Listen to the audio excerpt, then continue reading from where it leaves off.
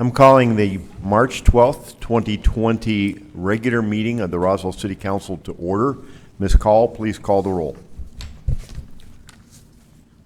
Councilor Stubbs? Here. Councilor Foster? Here. Councilor Henderson? Here. Councilor Best? Here. Councilor Sanchez is absent. Councilor Kennard? Here. Councilor Moore is absent. Councilor Robeck? Here. Councilor Peterson? Here. Councilor Oropesa? Here. Mayor Kintai? Present. Mayor, you have a quorum. Thank you, ma'am. At this time, I'll ask everyone to please rise while Councilor Foster leads us in the Pledge of Allegiance and Councilor Henderson does the invocation. Councilor Foster. I pledge allegiance to the flag of the United States of America and to the republic for which it stands, one nation under God, indivisible, with liberty and justice for all. Pray with me. Our Heavenly Father, we're thankful for this freedom of our country. We're mindful of the plague that's before us, coronavirus. We ask for your healing grace and touches as we strive to correct this terrible disease in our midst. We're thankful for our nation, our leaders. Be with them and guide them. We pause for a special blessing on our colleague, Savino Sanchez, as he strives for new health. We're mindful of the death of our executive director for our municipal league, Bill Fulgenetti. Be with his family and the leadership of the league as they now face the daunting task of his replacement. We're thankful for his life and leadership. Be with those that protect us, our responders, those at the military front. We're grateful for our freedom that allows us to meet here this evening. Guide us and direct us in all that we do. A special blessing on this council. Amen.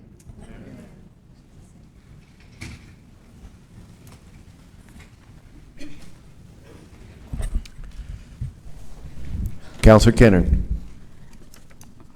I move to approve the Thursday, March 12th, 2020 regular City Council agenda to include the minutes from the February 13th, 2020 City Council meeting, 1 scope of work, 2 purchases, 5 air center leases, 5 resolutions, and to pull item 8 from the consent agenda and place it as a regular agenda item number 20, and to pull item number 17 from the consent agenda and place it as regular agenda item 21.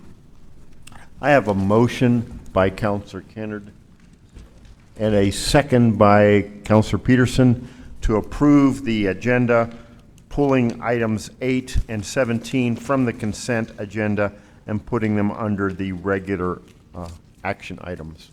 Any discussion or debate on the agenda as presented? Hearing none, I'll ask for a voice vote. All those in favor, please signify by saying aye. Aye. Aye. Any opposed, please say nay. We're still getting the votes in. There your vote. Yeah. Sorry. All right. And, whoa, that was quick. All right, that's not, we're missing Councilor Peterson's and Councilor Orepesa's vote on this machine. They did, I mean, we have you as a positive, but it's also showing 4 absent, which is not viable. All right, what we're going to do, Ms. Call, we're going to go to paper manual on all these votes. We don't have that many this evening, but once again, we seem to have a technical problem. We'll move forward. Announcements real quick. Ladies and gentlemen, please silence your cell phones. And I will make the note that this is the final regular meeting of the City Council for Councilor Henderson. You outlasted Councilor Caleb Grant. Thank you, Mayor. I I have enjoyed serving on this council, and total of 20 years. Excellent. I think that's longer than, Counselor Best has been around, right? All right. All right. This will not be your final official act, though. The Finance Committee is meeting on Tuesday, March 31st, one more time under Counselor Henderson's guidance. So we will see you Thank then. you. And then Thank we you, will Mayor. plan an event at the next City Council meeting in April to acknowledge your service. Thank you, Mayor. Counselor Roebuck, did you want to jump in here? Is your name on the plaque out there at the airport for the, on the, Yes, if you look long enough and back in a closet, yeah. I think that it is. plaque is I back. saw that, and I think it was, the date was 1975. I think that's right. That was the year I was born. Oh, my. Thank you, Counselor Roebuck. That makes me feel a little old, but I feel good. Moving right along. All right, item number 3. Ms. Jennings, presentations. Yes. Good evening, Mayor, Council. Tonight, I have the pleasure of introducing you to the Roswell Chamber of Commerce and the Roswell Hispano Chamber of Commerce. The city, first, we're going to start with the Roswell Chamber of Commerce. We entered into an agreement with a scope of service to promote business retention and development, as well as relocation services for the city. In the agreement, there were a few quarterly items that needed to be submitted, which included an annual budget, a breakout of employee salary paid through city funding, its most recent financial audit, proposed budget, program reports, a report detailing how the city funds are expected to be spent, with 75% of the budget allocation to business development and retention, and 25% allocated to relocation services. Tonight, as part of the agreement, the Roswell Chamber of Commerce is to provide to the City Council during a City Council meeting their annual report. These reports include disclosure of Chamber financial status, Chamber profit and loss budget to the actuals and salaries, operations conducted during the preceding year, planned future operations, a list of membership renewals, canceled membership, and other information agreed to by both the Chamber and the City. In addition, the Chamber was to provide all meeting notices, minutes, and agendas for their Chamber board meetings. So with that, I would like to introduce you to Candace Purcella, who will be doing her annual report. Thank you, Juanita. Okay. Thank you, Mr. Mayor and council members. Per our funding request and detailed plan of the following items have been fulfilled or currently are in the process of execution. The salary of the executive director, myself, salary of the social media marketing director, the first half only, and the salary of the membership coordinator. Business development and training, the executive director attends the U.S. Chamber of Commerce Institute of Organizational Management every year in Tucson. This is a 4-year program. I am currently in my second year, completed my second year. Advertising and marketing, we are currently in the process of rebranding and redoing our logo, the new chamber logo, and so we're currently kind of revising that and moving forward with that. Shop local campaign, the women in business, like I said, we're currently, let me go back, sorry. Website and additional links, young professional group, and the Retire Roswell. Those are all part of our detailed plan contract with the city of Roswell. However, as of January 2020, we have cast our sights on the restructuring of the Roswell Chamber of Commerce. So some of the items that are detailed in our detailed plan have been reviewed by the board of directors and the staff to line up the mission, to better line up with the mission of the Chamber of Commerce and our goals. With that being said, on behalf of the Roswell Chamber of Commerce Board of Directors, we wish to inform you that effective immediately, we are terminating the business retention service contract from the city of Roswell. With this notification, we comply with the minimum Notice period required by agreement as discussed in a meeting with Mr. Joe Neeb and City Manager and Juanita Jennings, Public Affairs Director, on March 10th, 2020. We have appreciated the service of the City of Roswell that has provided us throughout the years this funding, but we are taking a better look at our scope of work and our business relations and our business needs in the community, and we want to focus more on that. All documents required per our contract for the first half of the agreement have been completed and sent to the City of Roswell administration. With that, I will take any questions. Councilors, I have Councilor Best. Councilor Best, you have the floor. Okay, I'm understanding your letter. I understand that. I did spend quite a few hours going over all the information that we have. I was unable to find the audit that is due for 2020. We have 16, 18, it's every 2 years. So Right. I request that Okay. before you completely depart. I also would like, and these are a lot of questions that I have, and I think they need to be answered. That's fine. When I look at this, I'm disappointed. You have a negative First Bank of America operating. You have a negative checking savings. You have outstanding bills to the tune for this time $39,000, and that's the current liabilities. Your long-term add up to be $45,000. Just your current ones are 567% over 2018. We have no list of your AR aging, and since 2018, that is 248% over. I can go on. A few of the questions I think you can answer. We have a credit card bill here for $21,795.62, but we have no list of anything that credit card was spent on. Okay. I have a rumor that there's more than one credit card, but only one is listed here. So I don't know if you want to speak to that. We do have 2 credit cards. Okay. Yes. So only one is on here. So One we're is missing. one is being used. Okay. One is currently being used. Okay. And I approached the audit. We don't have an audit. As far as the audit, we do a biennial audit every 2 years. We are in compliance with our bylaws and our city agreement that we do an audit, every 2 years. So we won't budget, we don't have it in our budget. We're not budget to do an audit this year. We will put that in the budget for next year to do 1920. Okay. But you're leaving now.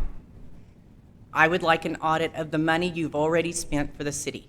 And we had discussed that in the meeting with Joe and Juanita on Tuesday. Okay. And we discussed. I wasn't in that meeting or privy to that information. Yeah. But I hope they agreed and you agreed that we will have an audit.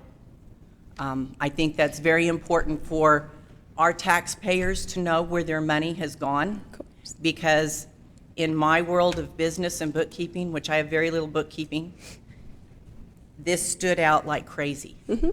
Like major crazy, there's just stuff missing.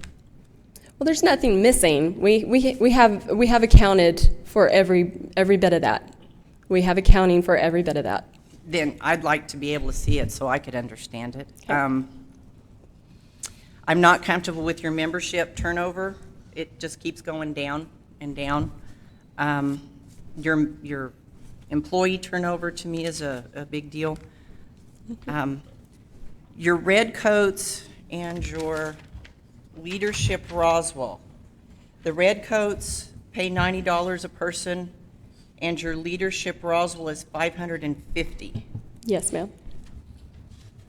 Where is that money if First American is negative? As of the end of I believe that was the end of January on the statement of financials. We did have a very rough month in December and January. I will be more than happy to sit down and account for every bit of that because we can. But it was a very rough month, December. I will be completely honest, we were heavily staffed, which right now has been we are making up the difference in that. So we're seeing an influx, and we are back in the black as far as our operating account. There were a few things that were done the month of December that the chamber board and myself, as far as doing staff bonuses and staff appreciation for November and December, that made us bleed a little bit. Okay. So. Okay, before I pass off to someone else, I would like the folks, the people in the audience on TV or whatever, to also know that the county has a contract with you. Yes. And they're dishing out $57,500. Yes. So the total between the two of us is $134,200 between two of us just handing you money. And That is in correct. my world of bookkeeping and business, which, again, I'm not the best Right. at it. Well, I'm the best at some things, but not the best at that. This is just, sorry. It is. Yeah. I will be completely honest with you. And it is the a buck stop- worrisome. It is Yeah. it is very worrisome.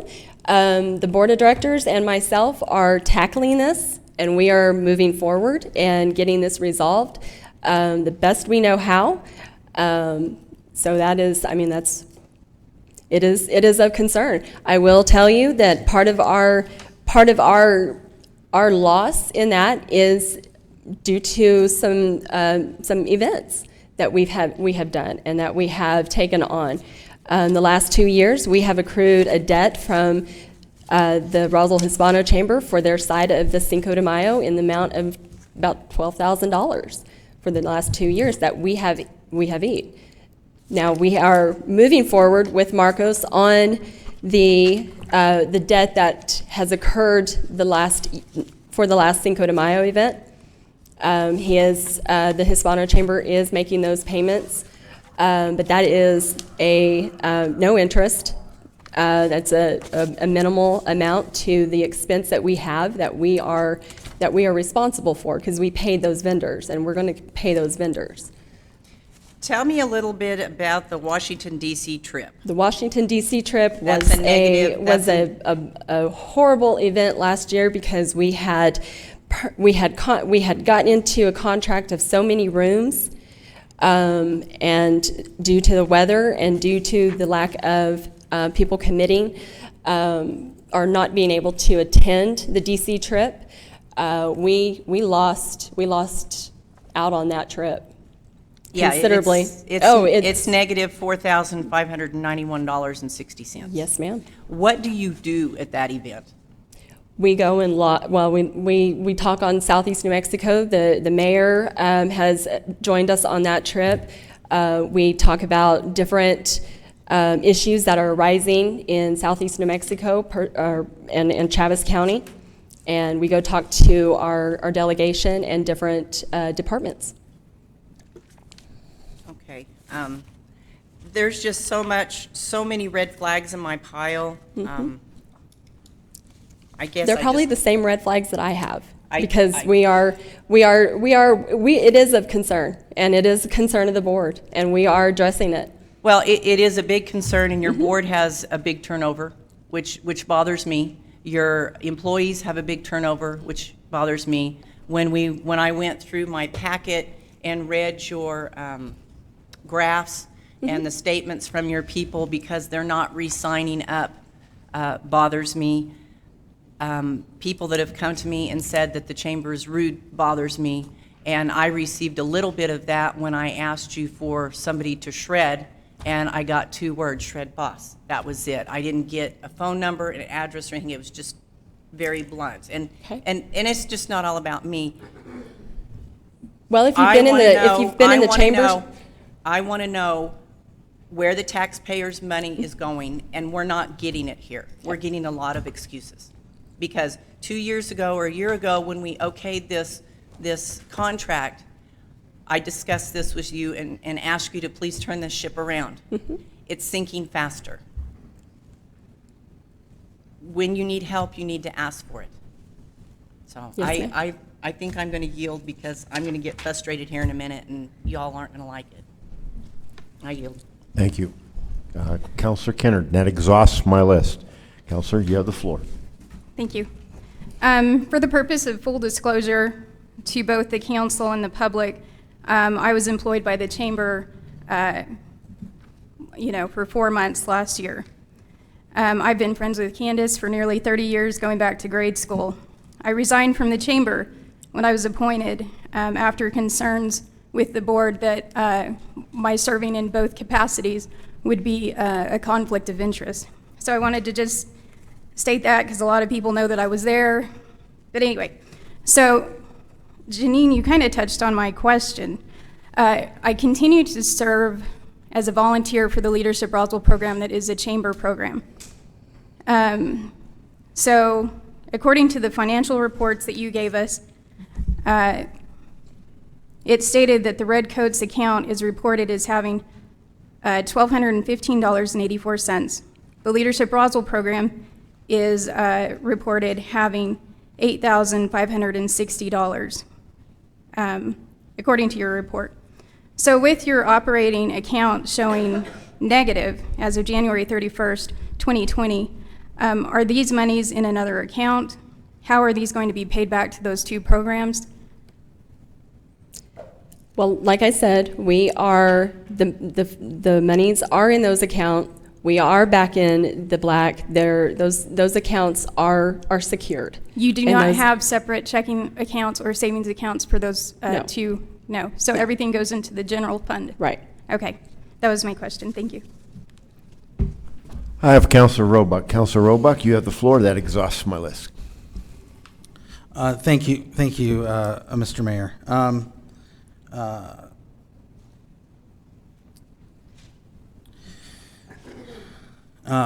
Wasn't expecting to. I guess I don't like coming to meetings and things happen that I don't expect. So I question. So the current agreement we signed and ratified how long ago? Just one year. A year ago. From this month. Okay. So and it was a 2-year agreement total.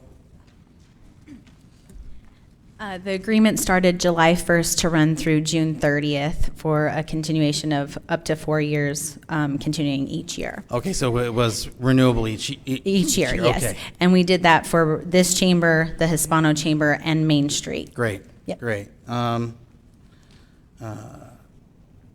guess you guys are obviously going through a rough patch, and we need a strong chamber of commerce, and I hope you guys pull through and can get past the rough patch and move forward. I don't know if there's a question here, and you can respond to it or not, but is there a reason why it was decided just to announce this publicly versus maybe letting us know ahead of time? This was a decision based on the board of directors. Okay, and so the board decided that? Yes. Okay. I guess, and there wasn't any special reason why announcing it here versus, No. okay. It wasn't given. All right, thank you very much. Right, I have Counselor Henderson and then Counselor Best. Counselor Henderson, you have the floor. Thank you, Mayor Candace. I just want to encourage you and your board of directors to kind of clean things up and get things straightened out. I think the Chamber of Commerce is a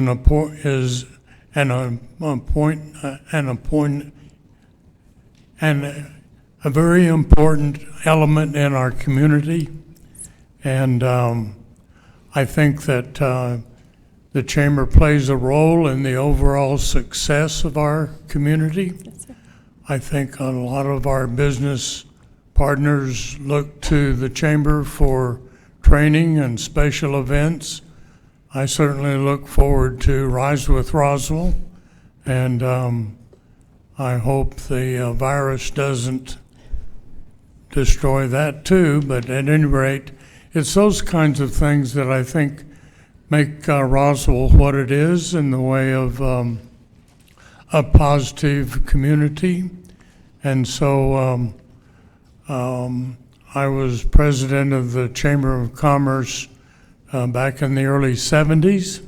And I think it's an important group that kind of leads the way for our positive approach to our community. So I certainly encourage you to, and your board of directors, to do everything you can to turn the ship around and be the star we want you to be. Yes, sir. Thank you, Mayor. Thank you. Councilor Henderson. I have Counselor Best, and that exhausts my list. Counselor, you have the floor. Yes, I just wanted to confirm that we were going to get a third-party audit. That will be, I will take that up with the board, and we'll get back to you. Okay. Counselor Kennard. Juanita, just for, sorry. Candace, you said that you had submitted everything that was required, but I didn't see the annual budget. I also didn't see that breakdown of the 75%. Am I correct? Right. Sorry. Yes, that is correct. Okay, thank you. All right, I have no one else on my list. I did have a couple quick ones. As an ex officio member of the board, or formerly an ex officio member of the board, I was not present nor aware of a board meeting to terminate. So was this the executive board of directors? It was the executive board and the board of directors, yes. Okay. It went to the executive board and the board of directors because the ex officios are non-voting members. Okay. Can you tell us who's on the executive board? I sure can. Kay Whitefoot, Bill Marley, Mike Winters, Andrea Moore, and Nick Snowberger. Okay. Thank you very much. You're welcome.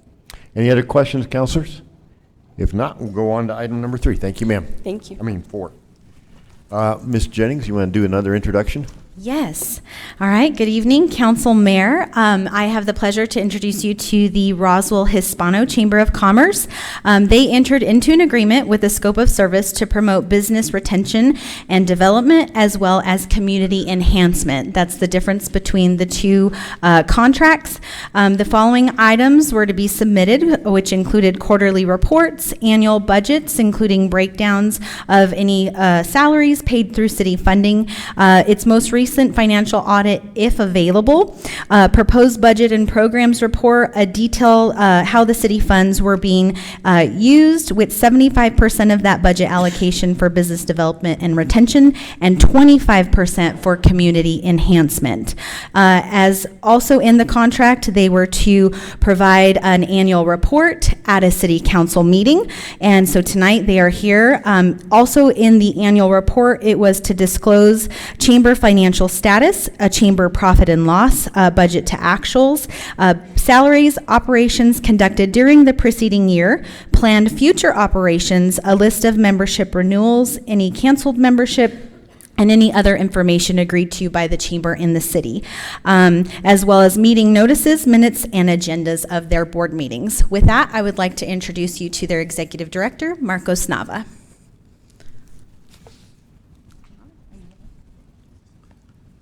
Thank you, Ms. Jennings. Good evening, Mr. Mayor, City Council members, and audience. My name is Marcos Nava, a 13-year resident of our beautiful city of Roswell.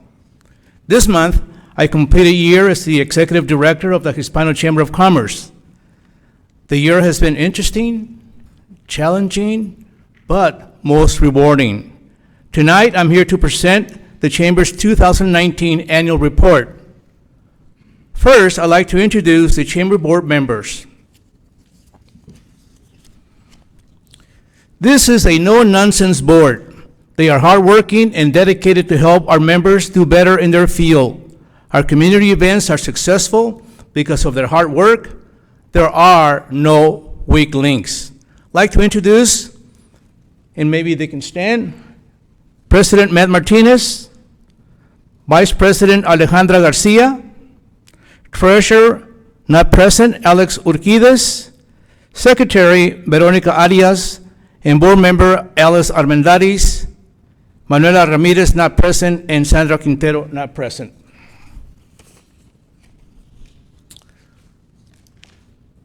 How would I describe this Cinco de Mayo Balloon Festival? A super fantastic family event. In our best estimates, over 4,000 people came in and out of the event.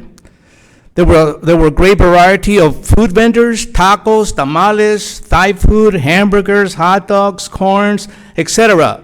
Live music, country norteño music, and the hot air balloons was a great event.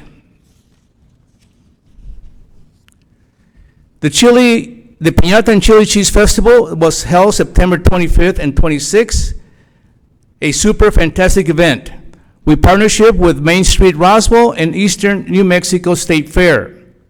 Everyone I spoke with enjoyed the event. We could have used more attendees during the two-day festival. Kids enjoyed the piñatas. But let me tell you about my special event. The taco jalapeno eating contest. In the jalapeno contest, there were 10 participants. 9 husky male, and a young lady, kind of fragile. I hope that she had a lot of suntan lotion because she would need it, sunscreen lotion because she would need it. And as soon as I saw her signing up for the jalapeno contest, I went to our first responders and asked them to be ready, just in case. I thought one bite of the jalapeno and she's going to faint. Took a bite, went through 5 jalapenos. Make a long story short, she won. And she's coming back to defend her title. I'm not going to tell you her name, but she's a radio personality at 94.9 Country Radio Station. We had a wonderful event, a first-time event. It's the Dia de los Muertos on Saturday, November 1st. We partnership with the public library. We had a huge success. Kids play games, face painting, food, and goodie bags. Adults and children learn about the significance of the Dia de los Muertos. Enid Cosley, the librarian, was pleased with the event. We are already planning this year's event to be held on Saturday, October 31st at the library. As I said earlier, it's been a super busy year. We created a new fundraiser. We call it Pozole and Lottery Night. Lottery for us is like the American bingo. Jarabe, we had another event which was very successful, the Jarabe Mexicano Concert, a collaboration with the Roswell Independent School District and the Artesia Arts Council. More than 600 students participated in this event. I'd like to recognize School Board Member Ms. Mona Kirk for helping us open up the doors at the Pearson Auditorium. My thought for the event was maybe we'll take this group into a school, maybe a couple of classes would come and hear them, and she said, oh no, this is too big, too good, we're gonna have it bigger. 600 students ended up attending the Pearson Auditorium. Continuing with activities, our board, myself, we cannot say no. You come, you ask, we do it. We participated at the Roswell Cleanup Weekend, the Go Latinas seminar with the Eastern New Mexico University Roswell Cultural Awareness. We've had tardeadas. This is our opportunity for our members to do business networking. And currently, out of nowhere, I've been asked to be a coach for 3 individuals who own small businesses, and I accepted. All of us in the chamber believe we can do better and improve. All we have to do is do a plan and work our plan, and we'll get there. We are ready. Upon upcoming focuses will be to fill our membership, our chamber committees, increase members' engagement, increase membership base by 25%. When I got this goal from President Martinez, he looked me in the eye, he goes, you can do it, Marcos, you can do it. And of course, we want to increase our revenue. This slide shows how we have used our financial resources, which equates to how I have allocated my time. Please note, executive time is 14% of the resources and monies, and census has taken 20% of my time, which I will address that later on. We have reorganized our Chambers Committee. We've put them together. Educational, cultural is one, public relations and special projects, economic and government, and membership and finance. We've worked on our 2020 calendar. We have planned accordingly, and we will fulfill our obligation to serve the business people in our chamber. At this point, I'd like to publicly thank the Roswell Hispano Chamber of Commerce for hiring me as their executive director and allowing me to fully engage as a full-time volunteer for the 2020 census campaign. Thank you, City Council, for your trust as you voted me to allow to be the complete chairman. I also want to thank the 40-plus complete committee members that have worked hard, and more hard work is to be done. Before I say done for the night, as of today, it's still on. Let me invite all of you and the public to come to a super census event, which is going to be held at the Roswell High School on Saturday, April 25th. We're going to have tamales. My mom gave me special permission to use her secret recipe. We will have drinks, music, children games, and various people to inform about the importance of the census, plus people to fill out their census form. The event starts at 9:30 a.m. and will end until there are no más tamales. Let's make sure we fill out the census form. Roswell, we're counting on you. Done. Thank you very much. Thank you, Mr. Nava. I have Counselor Best and Counselor Henderson. Counselor Best, you have the floor. Mr. Nava, you are such a refreshing breath of air. Thank you. We've been fighting with the Hispano Chamber for years and years, and we didn't see what needed to happen, and you came in with your new breath of fresh air, and you turned that ship around. I am so thankful and appreciative that you've taken the reins and you've gone on, and I got my census today. Yahoo!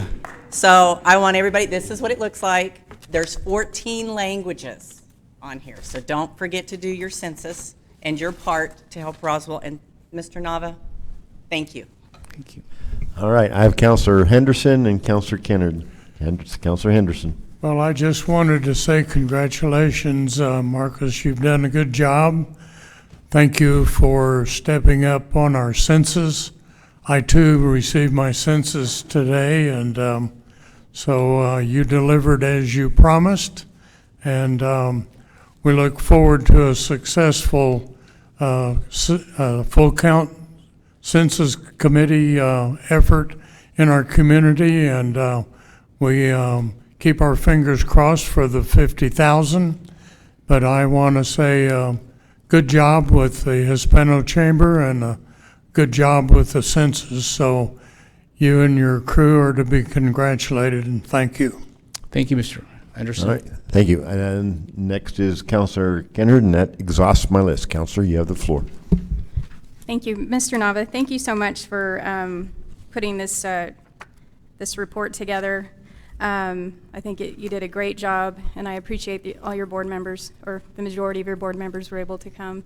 And I noticed that I did actually read all of your minutes and all of that, and noticed that the majority of the time at all of your events, you're able to get your entire board 100% there. So I think that you've done a great job, and I appreciate you guys in the community. Thank you. Thank you. Thank you. Counselor Oropesa. And that exhausts my list. Counselor, you have the floor. Thank you, Mr. Mayor. I echo everybody else's comments as well. You know, and the Roswell Hispano Chamber is very special for me because I was involved with the Roswell Hispano Chamber for a while. And I see now that you're the executive director, that you have a lot of success, but it's not just because of you. And please don't take it wrong. It's because you also have a board of directors that is willing to work and sacrifice their time. And if you didn't have those board of directors behind you, like any other thing, the executive director will have a hard time trying to do their job. And so I applaud you and the board of directors as well, and I hope that you can continue on the right path. The only concern that I have is, and maybe that's just me, is the combination of the events. I would like to see the Hispano Chamber bring back the Piñata Fest to downtown. Would be my preference, because when you do it on your own, you can account for every penny that is given to you, that you make, and so forth. When you partner up with somebody else, then it takes a different way of doing business. And I thought I just heard the previous individual said that you guys were having to pay payments because of issues that happened. So I would like to see the Hispano Chamber go on their own and create the programs that they are creating, and I hope that we will never ever lose the Piñata Fest, because that is a staple event for the Hispano Chamber. And again, thank you, and thank you, board, for everything that you do.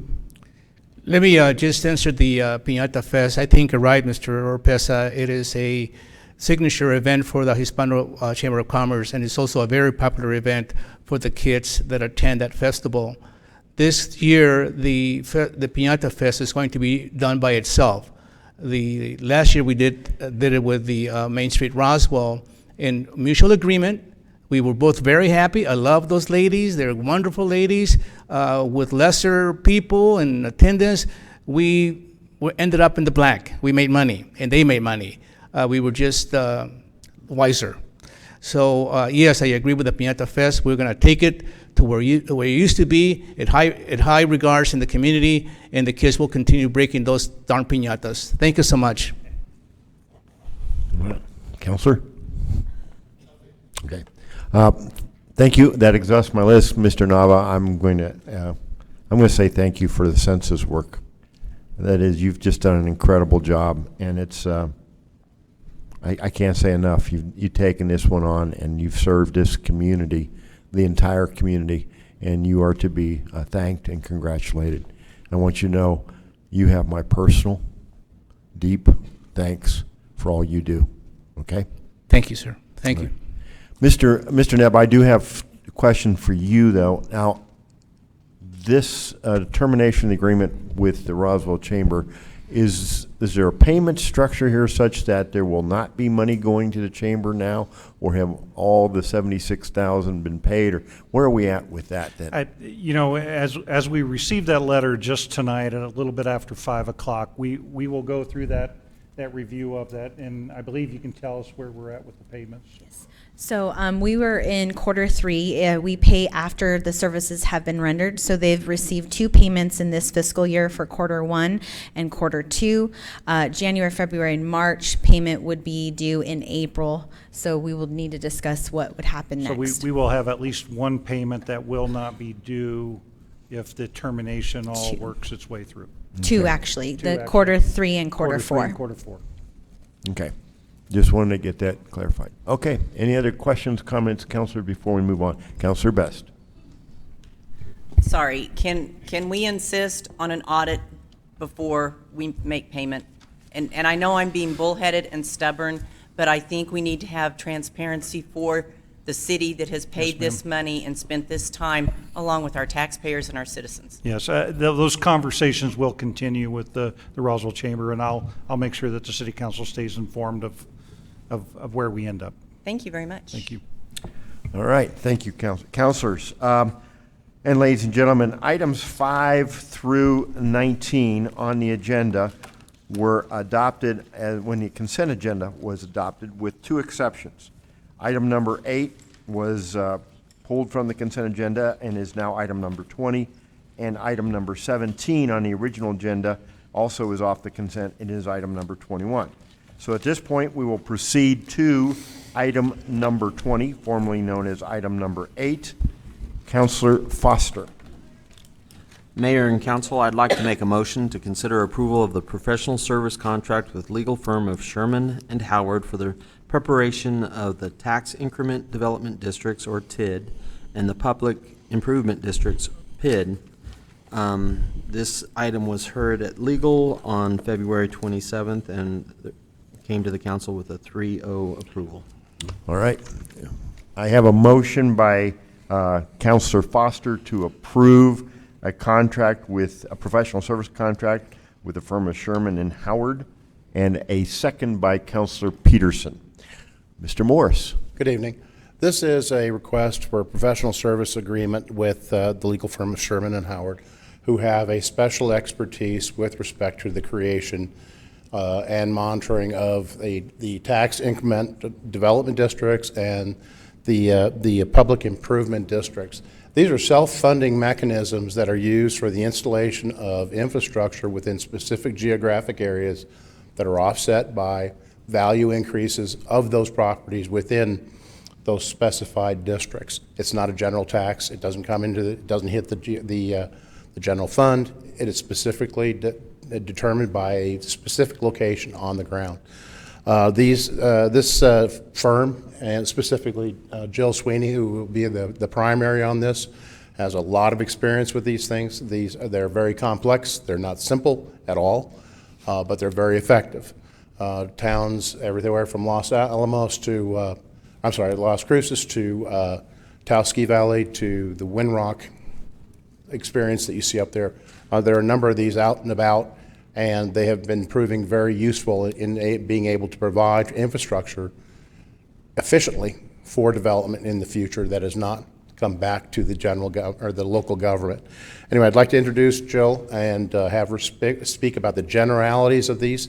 We're asking for this agreement so we can start the process of establishing a series of instructional meetings between Jill and the individual council committees, so they get used to this and what we're talking about in detail, because there is a lot of work, there is a lot of commitment, but this agreement does not commit us to anything, and I need to say that. It doesn't commit you to anything at all except what we want to try to do in this. So with that, I'll bring Jill forward. Ma'am, if you go ahead and state your full name, your organization, and an address, please.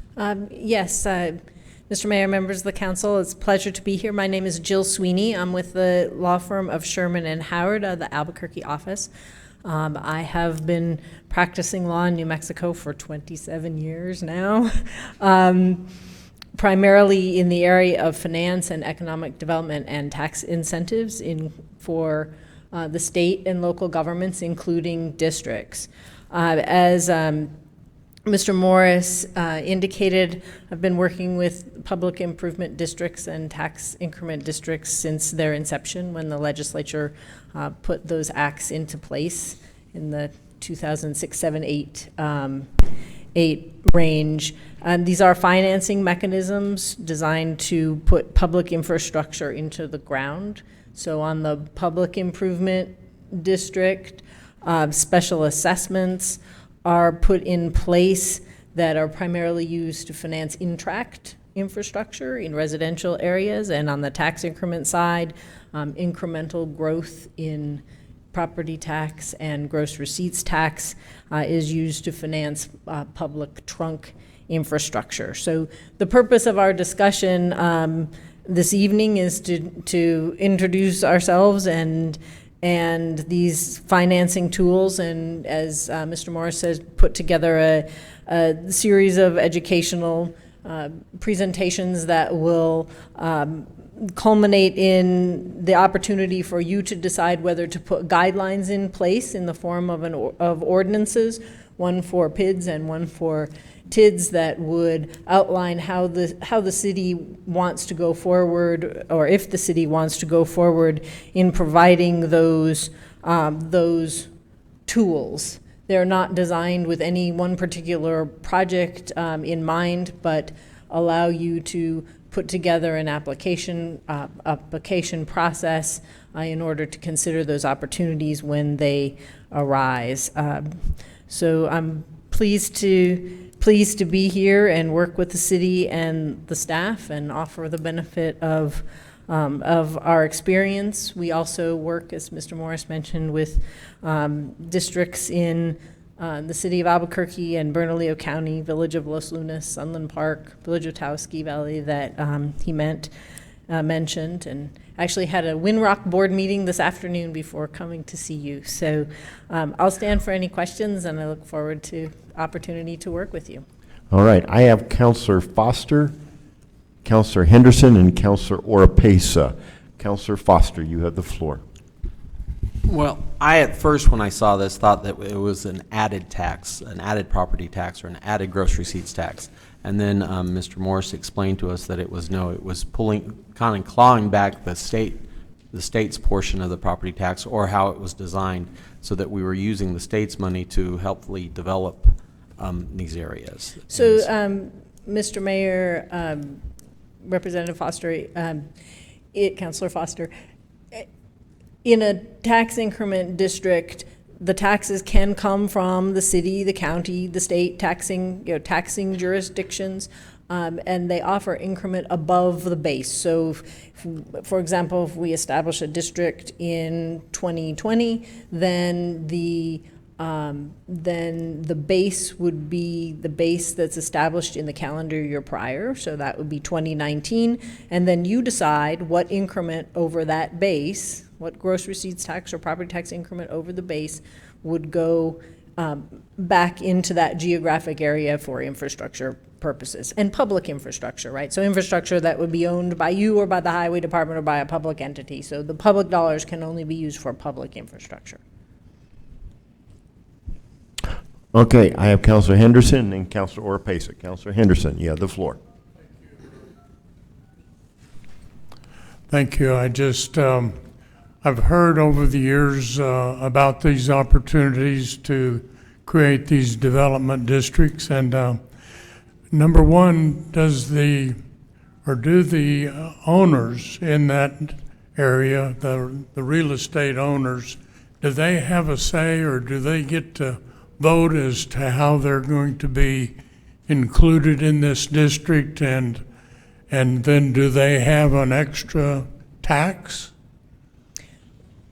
So, Mr. Mayor, Councilor Henderson, it's different for public improvement districts and tax increment districts. So in public improvement districts, if there are residents in the district in the property, yes, they have to approve or vote. In a public improvement district, the property is assessed. So if you own a residence in a particular or a commercial business, but not as often, in a public improvement district, then you get a line on your tax bill, and the county treasurer includes the assessment on that property tax bill. Those assessments are established based on by a feasibility consultant based on the size of the property or some other measure, and then a maximum is typically set so that any resident would know what the maximum rate that assessment would be. And then on the tax increment side, that's invisible to property owners or business owners. You pay your gross receipts tax. You buy a widget, it costs X. Your tax is Y. Tax and Rev collects that, and then that money goes. The portion that the city designates to go to the tax increment district goes to the district directly from the state. Now, is the tax an additional tax, or do you just carve out some of the existing tax? It's a carve-out. A carve-out. So it does not increase your, taxes. So You're just it- designating, sort of like when you appropriate funds, general funds, you say, we're going to spend X million on, I don't know, Main Street, whatever road you pick. In this, it's another mechanism to do that. Okay. I think I see, said the blind man. Thank you. Plenty, it's, there's plenty of opportunity to learn, and we'll give presentations and put together PowerPoints and have further discussions. Well, I just would assume that you gather up the people in the district to decide how you're going to align the district so that everybody can be on board with that funding for the infrastructure. Yes, Is sir, that that is typical in the event that people live there. A lot of times these districts are formed when there's nothing there, right? And in that event, the city works with the developer to put those parameters in place. see. But you all have jurisdiction over that, for All lack right. of a better word. Thank you, Mayor. Yes, sir. Thank you, Counselor. I have Counselor Oropesa, Counselor Roebuck. Counselor, you have the floor. Thank you, Mr. Mayor. First of all, what is the cost to the city for your service if we approve this? Miss, Excuse Sir? me, Counselor. It's on page, the fee schedules are on page, Well, I saw the fee schedules, but I wasn't able to read them. It didn't make sense to me. where's? go ahead. So in plain language, what is the amount of money that the city is looking to pay for their service? It depends on the services at this point. What is the amount of services that we're building in? The fee schedule that you have for the bond work is on the left-hand side, and the hourly work that we're going to be requesting is on the right-hand side. And it's all by work order. And we Well, determine that. the other reason that I'm asking is, why was this not an RFP instead of just selecting a particular Do you want me to answer that? contractor? Go ahead. Mr. so Morris, can Mr. you get closer to the microphone so the record can pick you up? Jill is going to answer this one. Mr. Mayor, Councilor Opesa, you have different options in procuring services. In this instance, the city's asked to piggyback on our contract with Bernalillo County, and you have that contract. It has very favorable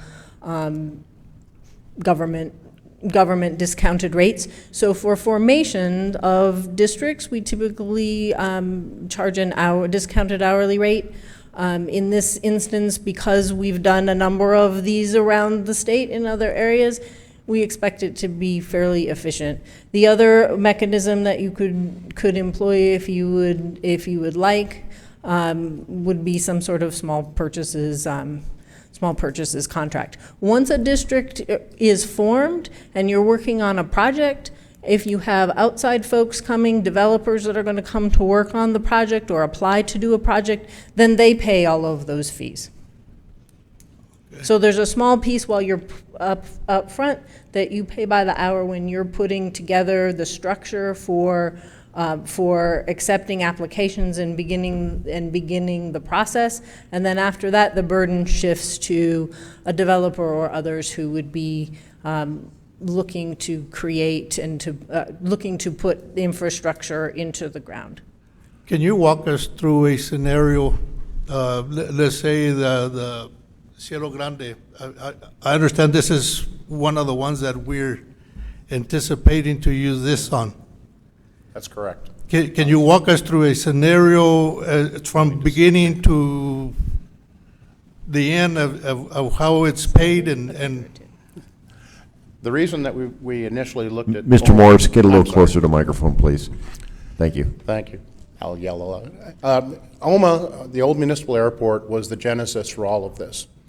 Because as we were going through the master planning, it was obvious that there was going to have to be a lot of infrastructure placed out there when the city is having a difficult time trying to take care of a lot of different issues around the place. What's nice about this type of process, the TID, is that the property owners get the benefit of the monies that they put in through the funding. Basically, it's not everybody else has to carry these other folks. What's nice about the old municipal airport is that there's one owner. It's us. We don't have to talk to 50, 60, 100 other different property owners. It's one owner, it's us. The baseline on that property out there right now to the city is zero. It's not taxed at anything, it's zero. So your baseline, you couldn't get any better. One owner, a large property, and no valuations to start with. And the intent here is to look at a funding mechanism that's going to be able to be put in place over time, working with the developer to install the public infrastructure that's going to be needed to support anything out there. We're talking about water lines, sewer lines, roads, traffic circles, the plaza. We're talking about all of that public infrastructure that has to go in out there. It's in bits and pieces, but it's not to the level or where it has to be. We're talking about additional roads being constructed. We're talking about a 500-acre area. And so that particular property is going to need a lot of infrastructure. And that money is going to come from that within that property. The TID allows for the payment of those bonds that would be issued to offset that infrastructure installation. So that's why this is just, it's, from my view, this is perfect for trying to do that. Well, I guess I'm still confused because I want to see like a picture of the starting, how the land comes into play, when does the tax come into play, and how much money are we talking about when you go out and ask for bonds, and how long is it going to take to pay? And if I understood you correctly, Mr. Morris, the other day that I talked to you, you mentioned something to the effect of there could be an authority, a commission from that designated area that would be able to, at least the way I understood it, would have authority to be able to go after bonds and so forth. And so what I want to know is, how does all that come together? So, Mr. Mayor, Councilor Opesa, this is the first step of the process, to put an ordinance in place that says this is how we're going to take these steps. That's the first step. Then the second step would, and that's what we're talking about today. The second step would be to put together a plan and form the district, and that's where you're talking about the district board could either be you all sitting as a district board, or it could be members that you appoint. Then from there, you would have the plan in place, and you would decide whether you would use bonds to finance the infrastructure, whether you would use cash pay as you go to fund that infrastructure. But at this time, what we're doing is trying to put together the structure to allow you to get to the point where you have the board and you can put together the plan to go forward, and that you can have a clear path forward. Right now, we're trying to get you to the point where to establish that board, so you don't have in front of you today the plan with the dollars and how the financing mechanism would work. This ordinance that you're moving toward could be used for this project, could be used for other projects. It says this is how the city is going to go through these steps. This is what the city expects the board to look like. This is what all financings have to have in them. Here are the parameters to protect the city that need to be included in the ordinance. And all of those things. It puts the structure in place so that you can put the board in place under the statute and move forward with the project. Does that help? No. Mr. I guess what I'm trying to get at, take me step by step by step. We hire you, and you come up with a plan, ordinance, or what have you, okay? But you're going to charge us whatever number of dollars to be able to do that, right? Correct. Which would be like $250 an hour, Something in that range. Okay. Once that ordinance is in place, okay, then the council is going to say yea or nay as far as the section of the community that we want to implement this TID or whatever it's called. Yes, sir. And let's say, you're let's say willing- it's Cielo Grande or the OMA. Okay. How much money would you anticipate, based on the land out there, and based on what Mr. Morris said, that we need to put roads and sewer and water and what have you? What would be an estimation? I know you can't give me a direct answer. What would be the estimation as far as a bond that we would be asking? Because at this point, it would be the council, unless we decide to install a new authority out there. So, Mr. Right. Mayor, Councilor Opesa, in order to do a tax increment district, you have to create a board, and the bonds would not be the bonds of the city, they would be the bonds of the district that you create, So who would be responsible for paying them? the district. The district, From not the tax- city? Not the city. Not the city. They're not the obligation of the city. They would be the obligation of the district you create. So, I mean, here's my example, is probably not a very good one, right? But it's like a child, right? You have a child, the child goes off to college, the child grows up and makes its decisions and do those things. And if they decide to incur that debt, that would be repaid by the growth in the property taxes or gross receipts taxes, then that's their decision and not yours, unless you choose to be the board. You could choose to take on that responsibility, but you are still acting as a board that's separate and apart from the city. So under no circumstances can this allow debt of the city to be created. Okay, so what's this, I'm calling it authority for lack of a better word. That's fine. It would Once typically called the what district. authority is created, A tax- what I'm hearing is then they will have full authority to determine whether they want to go through a tax or not, or a bond. And if indeed they go through a bond, then the city is not responsible? Correct. It would be that authority. Yes, sir. And what happens if they default? These are interesting types of bonds, right? They're land-based bonds.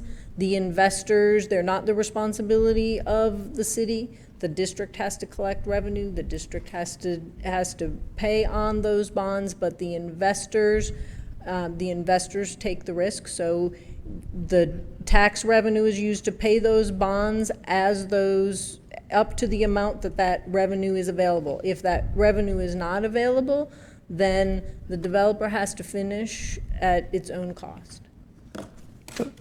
So let's just say for discussion purposes, let's say that they ask for $20 million. Okay. That $20 million is going to be paid by a certain section of the community, not the entire community, right? That Correct. section, that OMA. Correct. So when the land gets sold and so forth and so on, they are the ones that are going to take up that liability. Yes, sir. You're talking about the property owners that happen to go in after the initial carving up. Yes, they become liable. All the future owners then take on that liability for the installation of that infrastructure. And is that Paying going to bonds. be disclosed to them? Of course. That they have to pay extra tax or?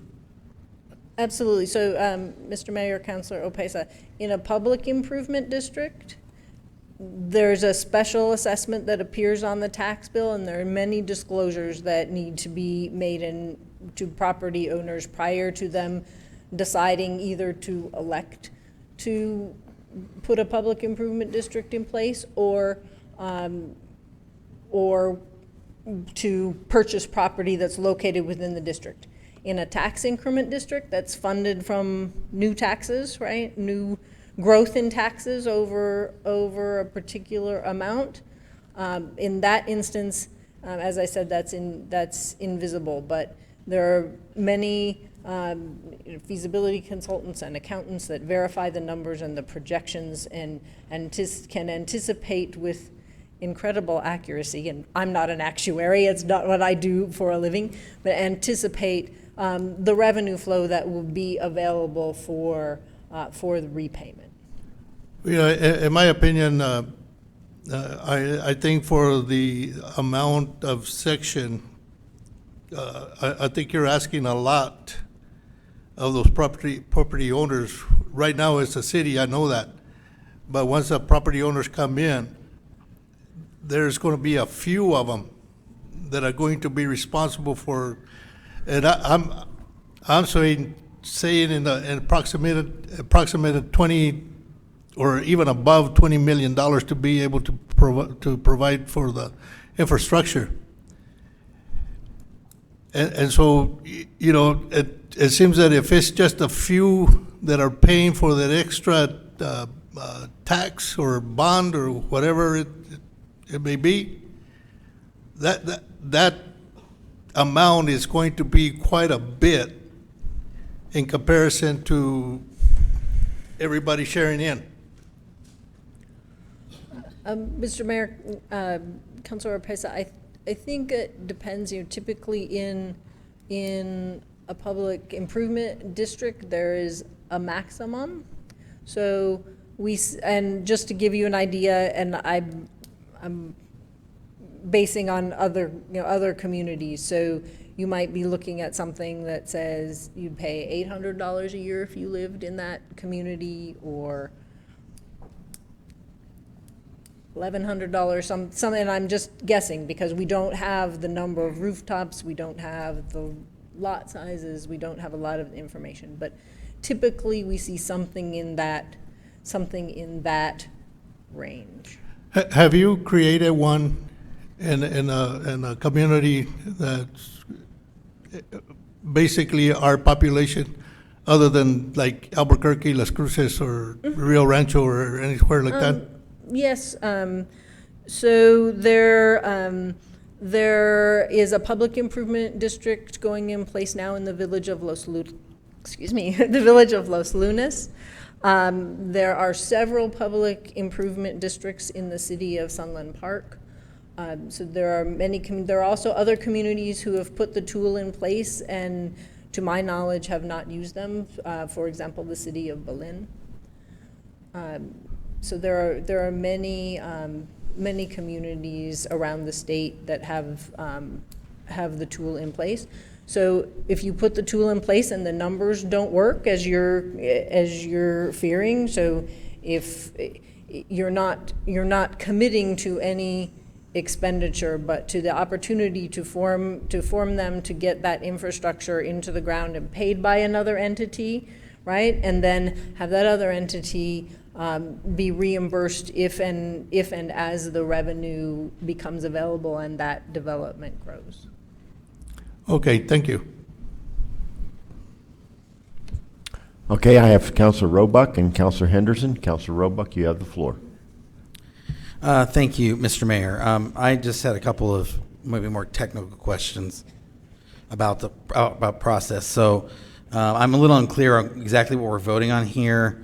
As far as that, it says an agreement for professional service, and we've got the agreement attached from Bernalino. You mentioned something about piggybacking on that.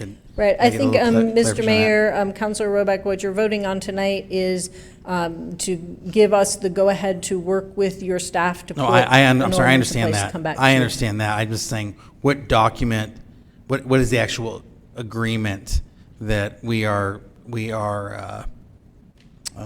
it says, a professional service contract. What is the actual contract that we're approving? That's what I'm asking. You wanna answer Mr. that? Holloman, you want to answer that when we let Mr. Holloman? Go ahead. Okay. What it would be is it would be that same agreement There will be a cover page to it that says that we, the city of Roswell, are agreeing to enter into this contract pursuant to these terms. So it's those terms just incorporated for the city of Roswell. Thank you.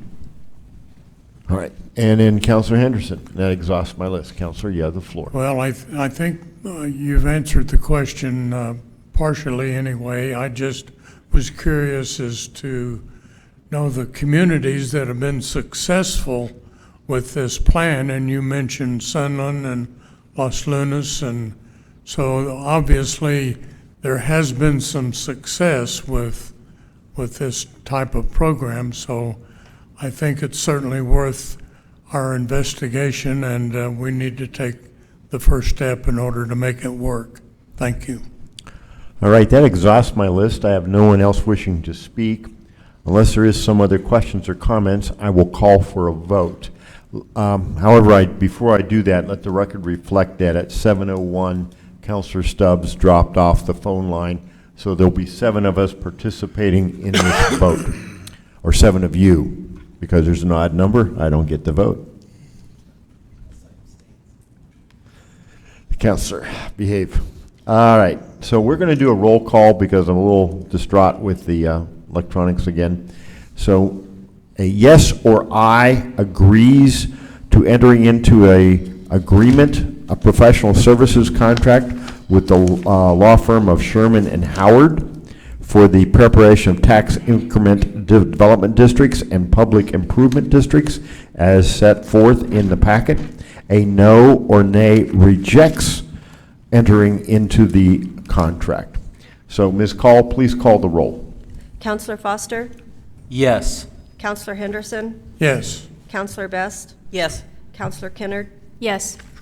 Counselor Robeck? Yes. Counselor Peterson? Yes. Counselor Oropesa? Yes, with an explanation, please. Motion passes unanimously. I don't have Counselor Foster showing up as a yes vote. Counselor, can you try your button again? All right, we're going to disregard this equipment altogether. Are you confident you have the actual vote? All right, Counselor Oropesa, you have the floor. Thank you, Mr. Mayor. I went ahead and voted yes because I think this is a good idea, but I don't fully understand it. And so I am willing to go ahead and see what it turns out to be. Thank you. Thank you, councilors. Thank you. All right, next item is item number 21. Counselor Henderson. Your button. Thank you. I move that we pass Resolution 2016, which is a resolution for the City of Roswell amending the budget for fiscal year ending June 30th of 2020 by increasing revenue and offsetting expenses for design cost of the 2 HVAC units at the Convention Center. Okay, and Counselor, if you'll hit the motion button there. I have a motion by Counselor Henderson and a second by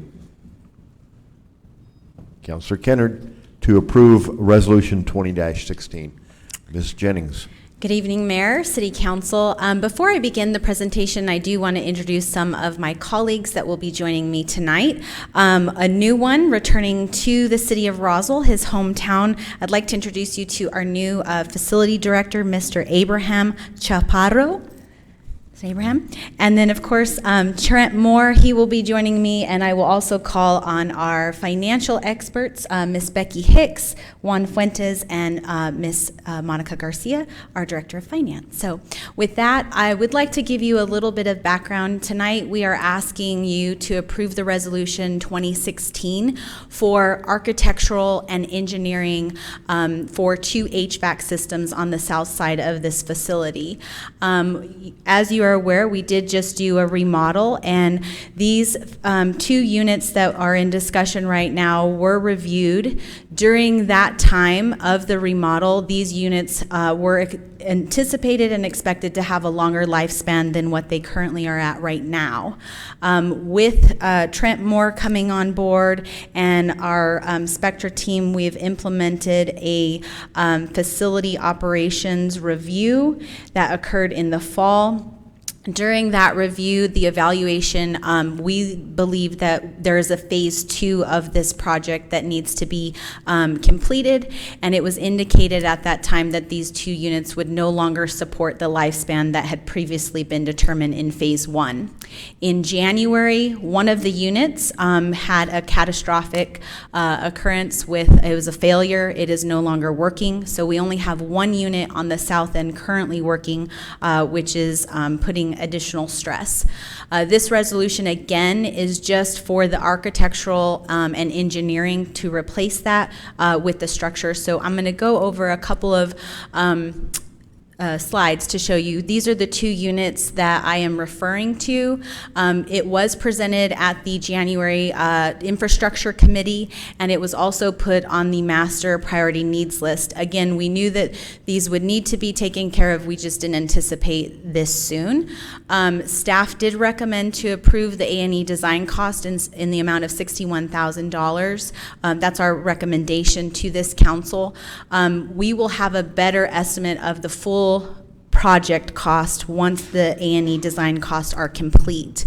Our facility maintenance team did review multiple options that I'm going to go over that included the ground-mounted option, the rooftop option, a variable refrigerant flow, and then also an option for multiple smaller units. This recommendation is the most cost-effective according to our subject matter experts, and it also has a like-in-kind parapet roof design that would offer this facility the expansion possibility for future.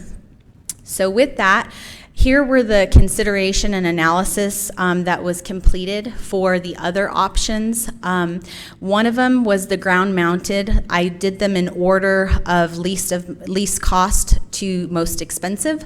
For ground-mounted, the reason why this wasn't presented as the recommendation was due to aesthetics, relocation of a bunch of electrical lines, our fire line, high priority probably for vandalism because of the compressor. That alone would cost roughly about $2,000, and the copper in that.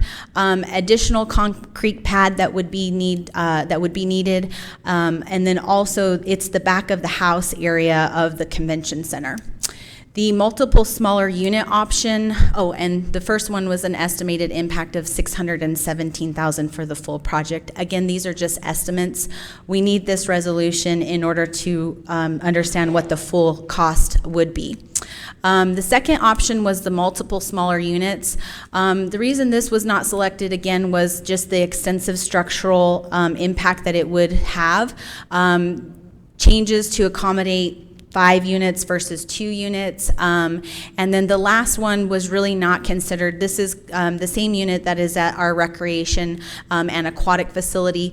This is a variable refrigerant flow. Again, I'll ask my subject matter experts to discuss that if you have questions. But this is not a feasible option due to the type of facility that we have in the exhibit hall.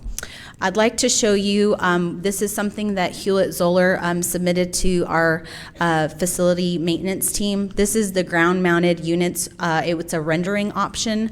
I've pointed out all of the impacts to this option here, which would include our mechanical room, our electric room, staff parking, grease traps and fire lane, or the fire line, and then the food and beverage loading area.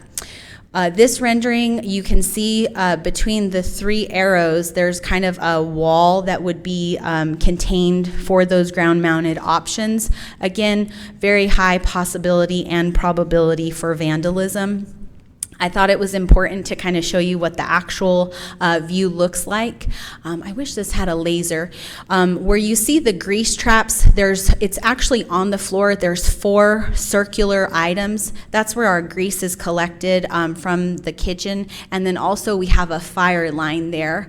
This is the primary reason why the ground mountain option was not selected, because of all of the impact it would have for this back of house area, including event loading, the electrical room access, the mechanical room access, and then of course food and beverage. As the Spectra team is continuing to book larger events utilizing that kitchen, we have had to have this parking lot with a Cisco truck for refrigeration. This option for architectural and engineering design would allow additional consideration and thoughts for expansion. So we have a storage room that is just right behind where the loading dock is that we're currently storing glassware, silverware, things like that. It could be a possibility in the future in phase 2 that becomes our new refrigeration room, so that we do not have to keep renting a Cisco truck to store the food for the large events that we are booking here at this facility. With that, again, I will stand for any questions, but our staff recommendation is to approve the architectural and engineering design costs for Resolution 2016. We believe that it's a less impact to the existing infrastructure and has the possibility for future expandability. Additionally, we currently do have funding in the Lodgers Tax Cash Reserve, a little over $1 million that would cover the $61,000 that we're asking for. And I will stand for any questions and bring any of our staff up here if you have questions specific to them. All right, I have Counselor Best, and that exhausts my list. Counselor Best, you have the floor. So am I to understand, are these going to be the same size, bigger? My understanding, I'll have Trent come and talk to you about that. The reason for this structural design, these are the same units that were put in back in 1997. As time has gone on, we have more efficient units, and so the hole in the roof right now will not fit to what is on a store shelf. That's my interpretation. I'm gonna let Trent talk about the technical piece. I think my question, Trent, is are these going to be on the roof? Can they hold the weight and the movement of the units moving? I know I have issues with that over at the Heritage House where they move and... Yes, ma'am. That is why we're asking to go to design, so the engineers can look at the structure, evaluate it, and make sure that they're able to carry the load. The plans that we would like to do in the future, if necessary, that's initially what they're going to be looking at. So we're also looking to the future if we decide to expand a little bit. Yes, we'll be able to have the calculations in hand moving forward to know how much we could expand. Okay, thank you. I have Counselor Peterson. That exhausts my list. Counselor, you have the floor. So these units, you're going to have to build a new structure to hold these units. Is that why it costs so much? Not necessarily a new structure. They are physically larger than the current units. The current units currently don't meet the current code for accessibility. So with the physical size of it, we need to expand that parapet area to get them in those locations. What if you put them on the ground? It'd be a lot easier to maintain them. Maintenance, I don't think maintenance is an issue no higher than they are. I think if they were any higher, there is a little bit of savings if they are ground mounted for repairs. You don't have to mobilize as much equipment. But I think in my opinion, the potential for the vandalism and repairs and things that we would need to do on a ground mounted system would outweigh putting them back in the current location. Well, I think if you put them on the ground, install a fence around them, I don't think these units are that big. They would take up that much space that you showed on that picture. They would, I don't think they would take up that much room. Maybe 2 parking spots, maybe. Councilor Peterson, that is the reason we are bringing this resolution forward, is we would like to have a more clear understanding of what the design would look like. And for all of the council and mayor, I just wanted to remind you, lodger's tax has very specific uses and allowances. And so one of the uses is for a convention center facility. The other use is for advertising and marketing. And so, again, this resolution is really just for that design cost to really evaluate, do we have enough room, and get it from the experts. Well, I feel you guys are pushing for this roof, the roof mounted. That's what I feel. Well, that is our recommendation, but this resolution is to allow architectural and engineering designs to occur, meaning they'll evaluate all of the options that are available, and present us with the best recommendation from an architectural and design and an engineering option. All right. Thank you. Oh, and one other thing, no final decision on where these systems or units have been made. Again, this is just really to allow us to go in to investigate what would be the best option for the facility. Okay, thanks.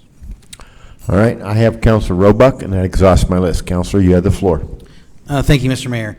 And this is a good picture to be looking at. So when you guys came up with the amount for putting them on the ground, exactly where were you thinking they would go? Yeah, go back to that same picture. That was, I think, was the best view with the 2 cars there. What space on because obviously you said it would block these straps. Just to keep in mind, so from the arrow where it says fire line.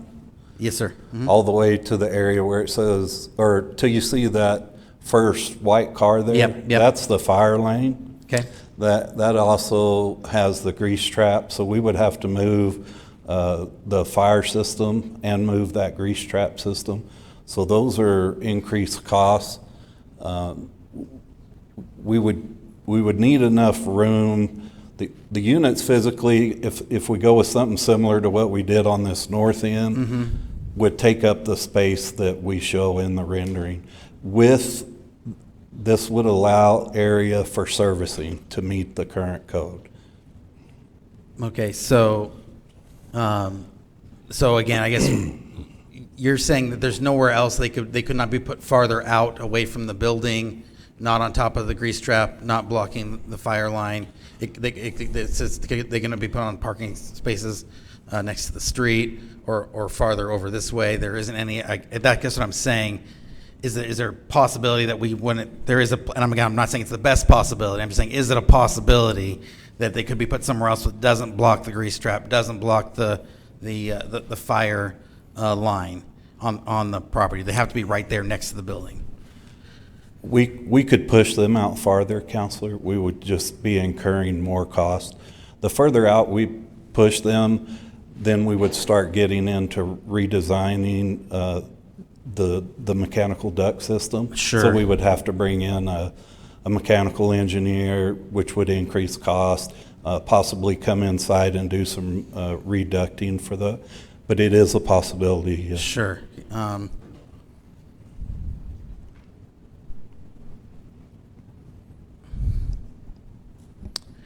I yield. Thank you. Thank you. I have Counselor Foster. Counselor, you have the floor, and that exhausts my list. My one question is probably going to be Monica, because don't we have an overflow on our bed fee?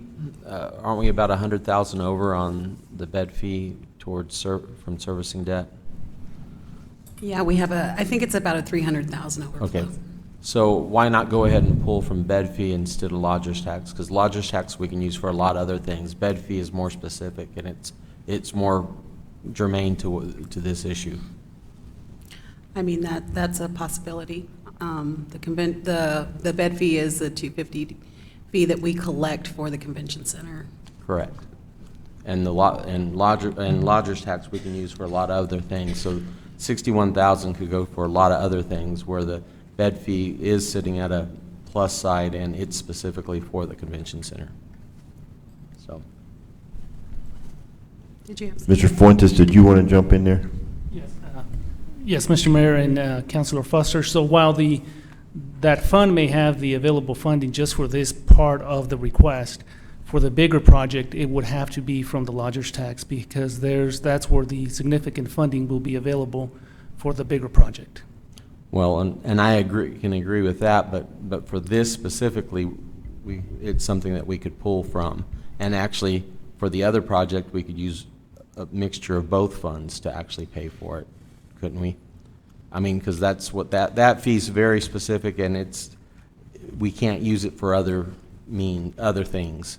And so why not go ahead and not tie our hands and use just lodger's tax to do this? That would be my proposal, and I would. All right.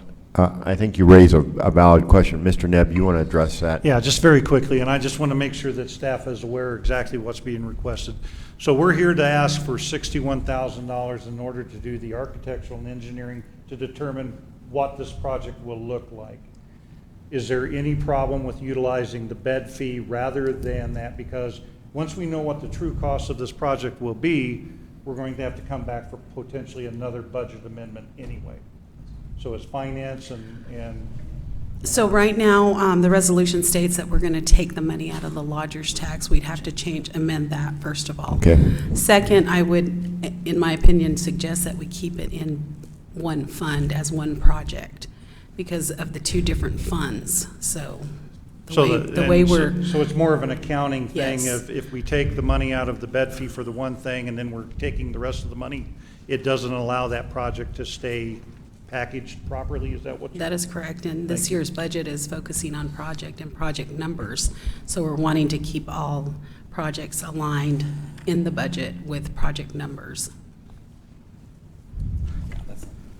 I can understand that, but I don't mind. My problem is using funds that we could use for something else. And the bed fee is specific for convention center, and I would say even when we get down to the point where we have to fund the $500,000 or whatever it's going to cost, use up what we have in that bed fee first and then go to lodger's tax. So, Mr. Mayor, I'd like to make a motion that we switch from the funding mechanism from lodger's tax to bed fee on, let me use my glasses, for resolution 2016. All right, before I ask for the second, Mr. Holloman, do you feel comfortable with that phraseology by saying bed fee? I'm not sure if that's technically the correct term.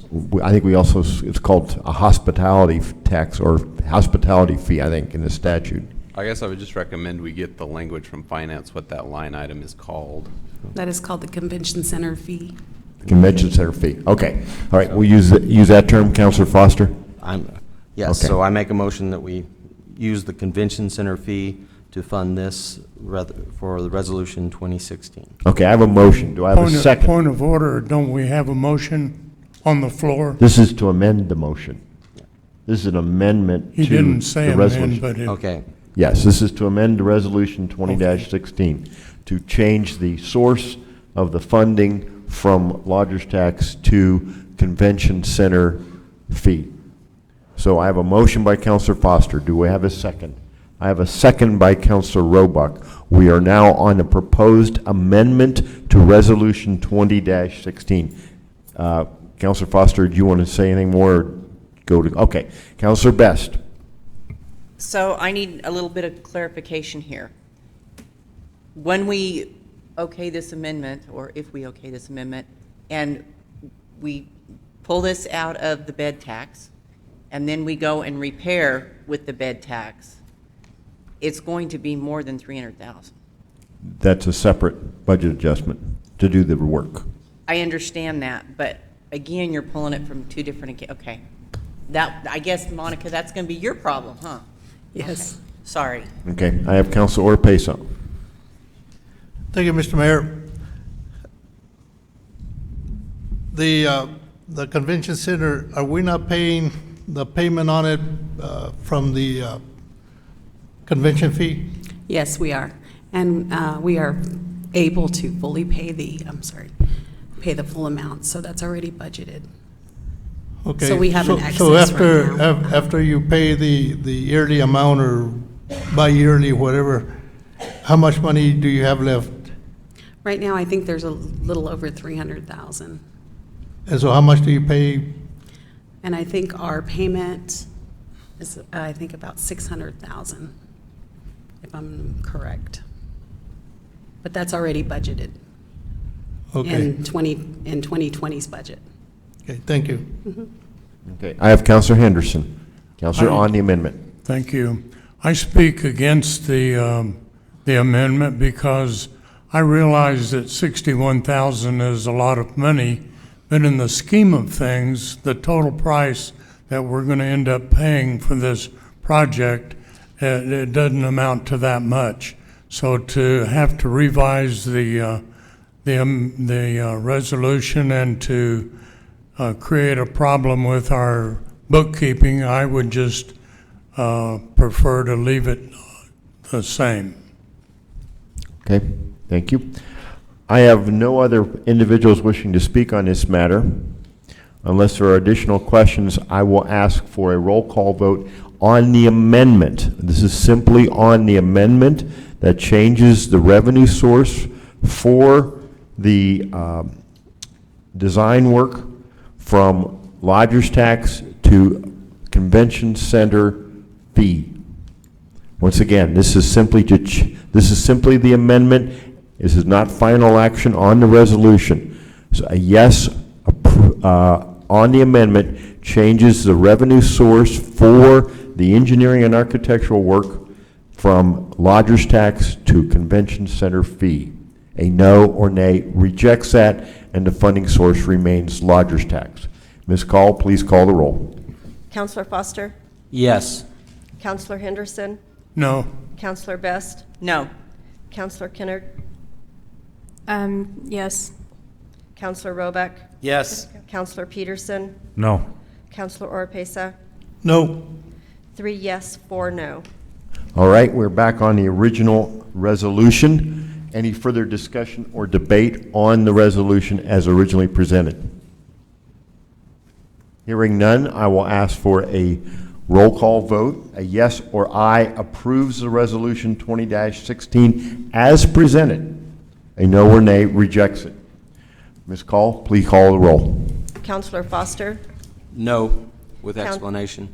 Counselor Henderson? Yes. Counselor Best? Yes. Counselor Kennard? Yes. Counselor Robeck?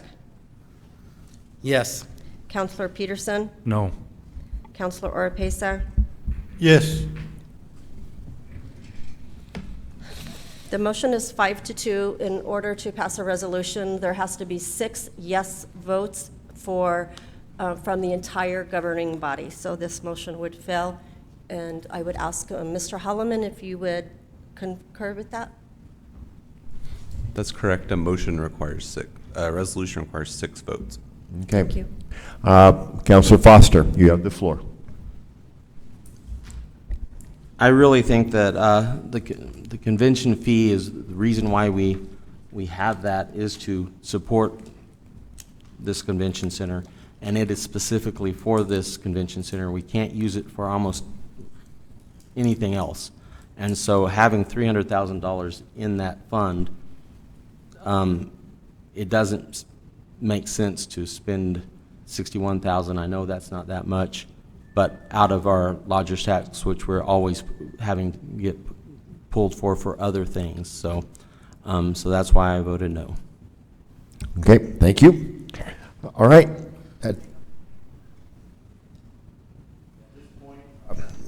In the agenda, it calls for public participation before the city manager's presentation. And I have 4 individuals that have signed up to speak on non-agenda items. Ladies and gentlemen, how this works is that you will have 3 minutes to speak on any topic. Did not have to be on the agenda. The 3 minutes, I ask you to begin with your name and your address. Counselor Henderson.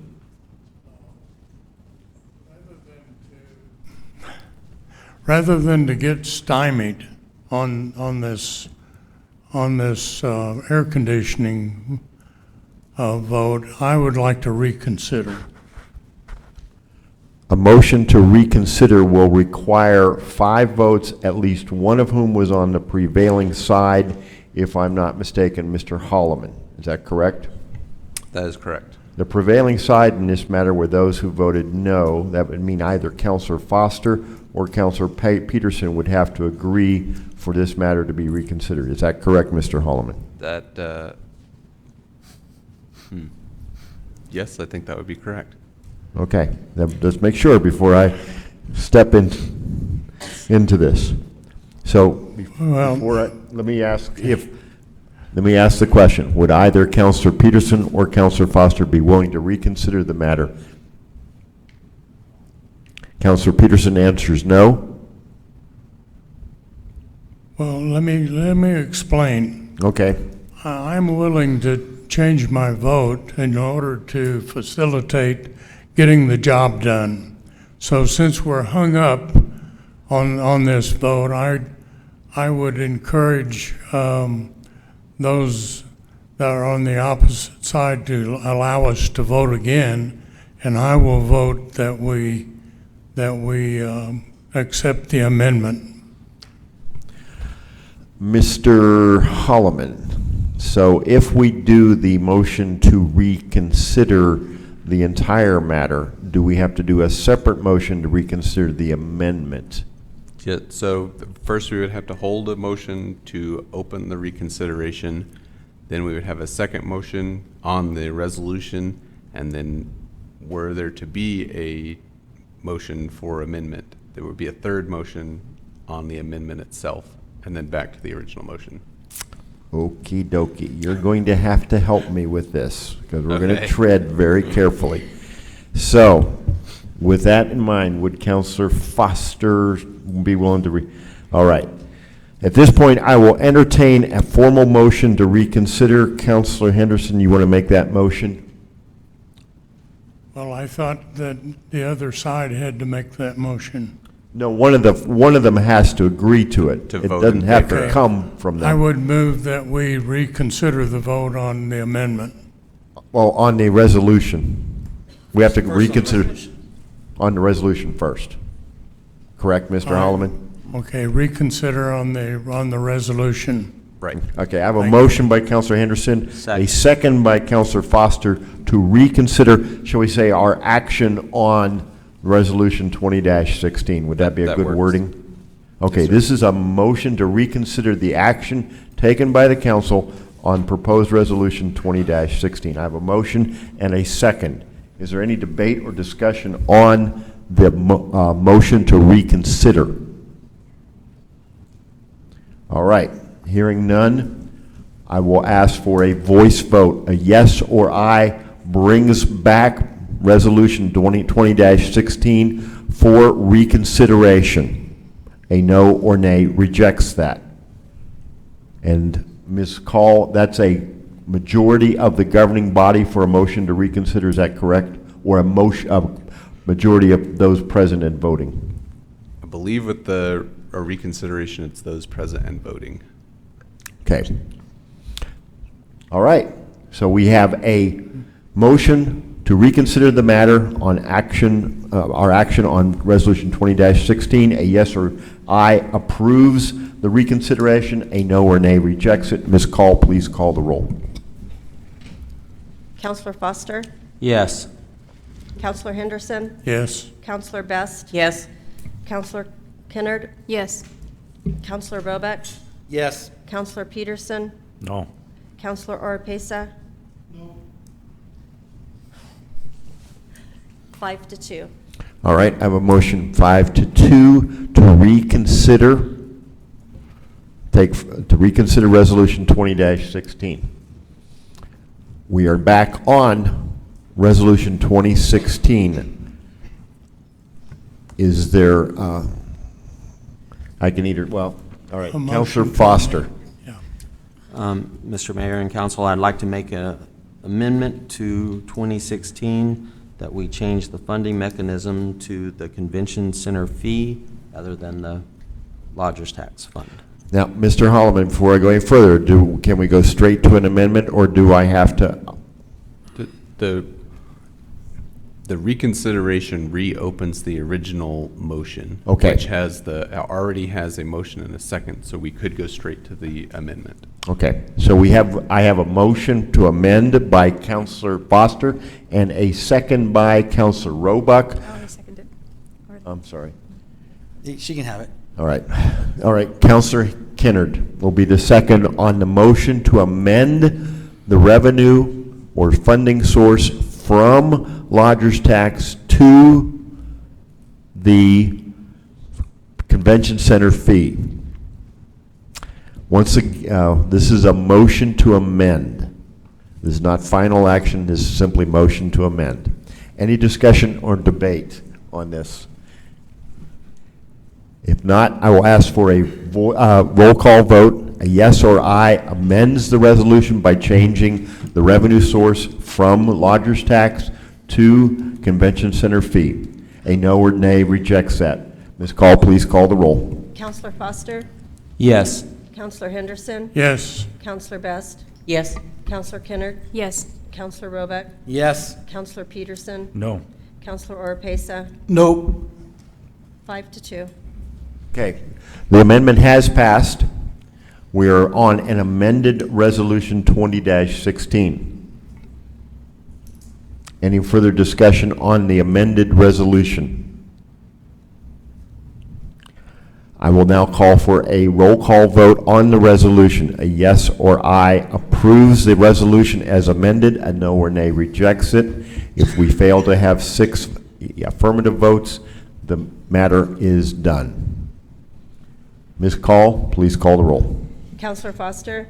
Yes. Counselor Henderson? Yes. Counselor Best? Yes. Counselor Kennard? Yes. Counselor Roebuck? Yes. Counselor Peterson? No. Counselor Oropesa? No. 5-2.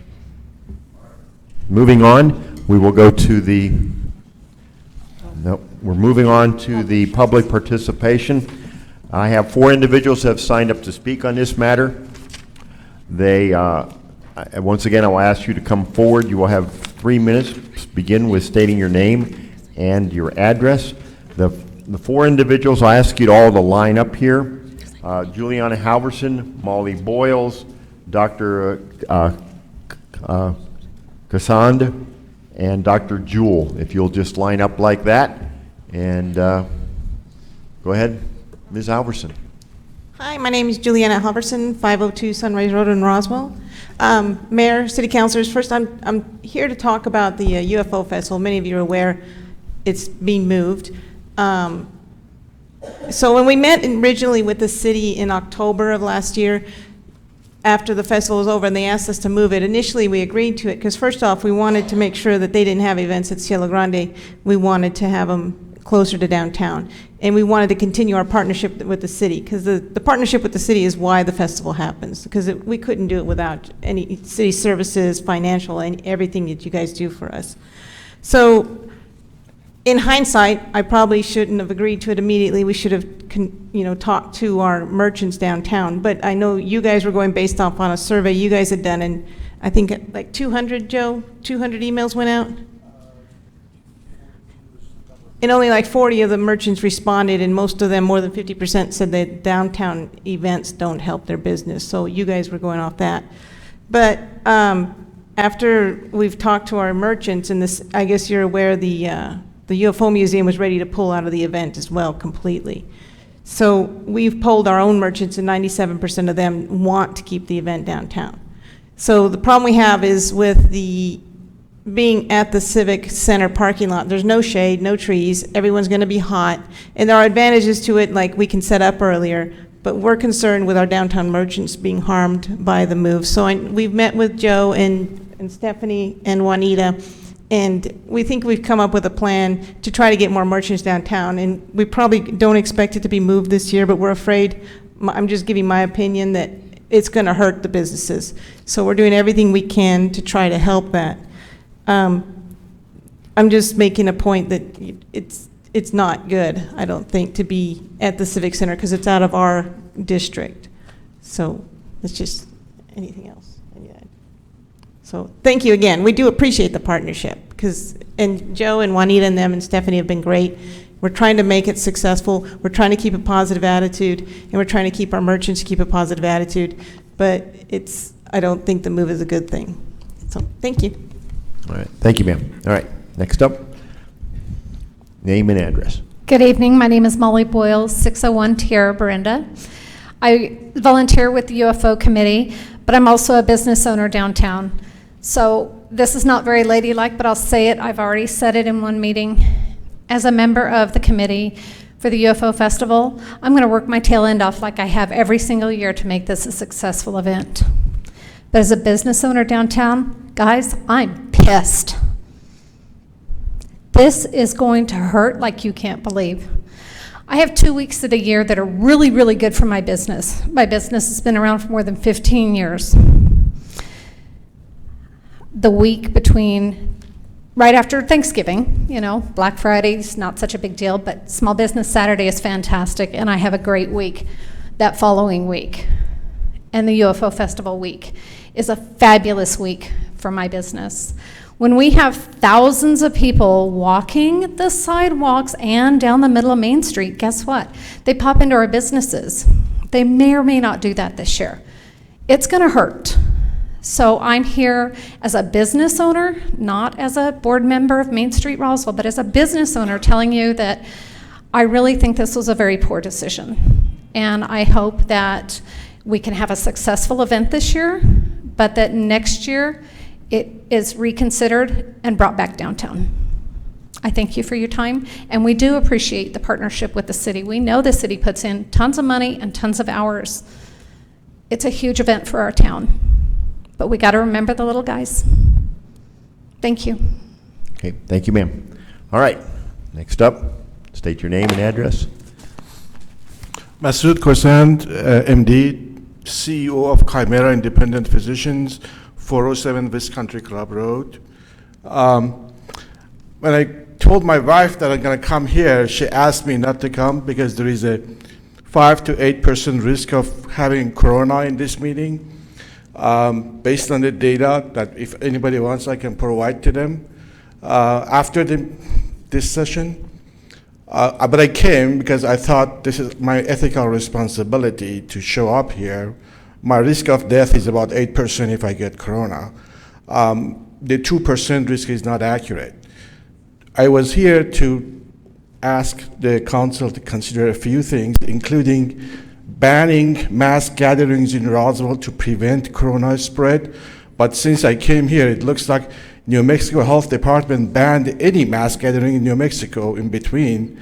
So this is considered banned at this point, number one. Number two, they closed the school system for 3 weeks in New Mexico. So it looks like New Mexico is taking the right steps. I have a third request now. I want to make sure that the city is aware what kind of masks are available for first responders. That's why I brought different masks that we have studied over the last 4 weeks. The mayor knows that we have been working on corona for the last 4 weeks to make sure that we are prepared. He was in a meeting with us about two and a half weeks ago that we put all the hospital CEOs together, and my understanding is I don't think the healthcare system in the town is ready yet. I don't get that feeling that they are, just to let you know.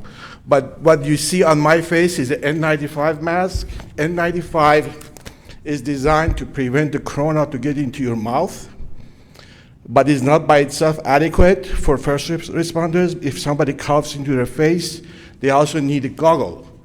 The goggle has to be splash-proof. A regular goggle is not adequate. I've seen in the news in Washington and other places, first responders go with this type of mask, a surgical mask. A surgical mask is not adequate to prevent the corona to get into your mouth or nose.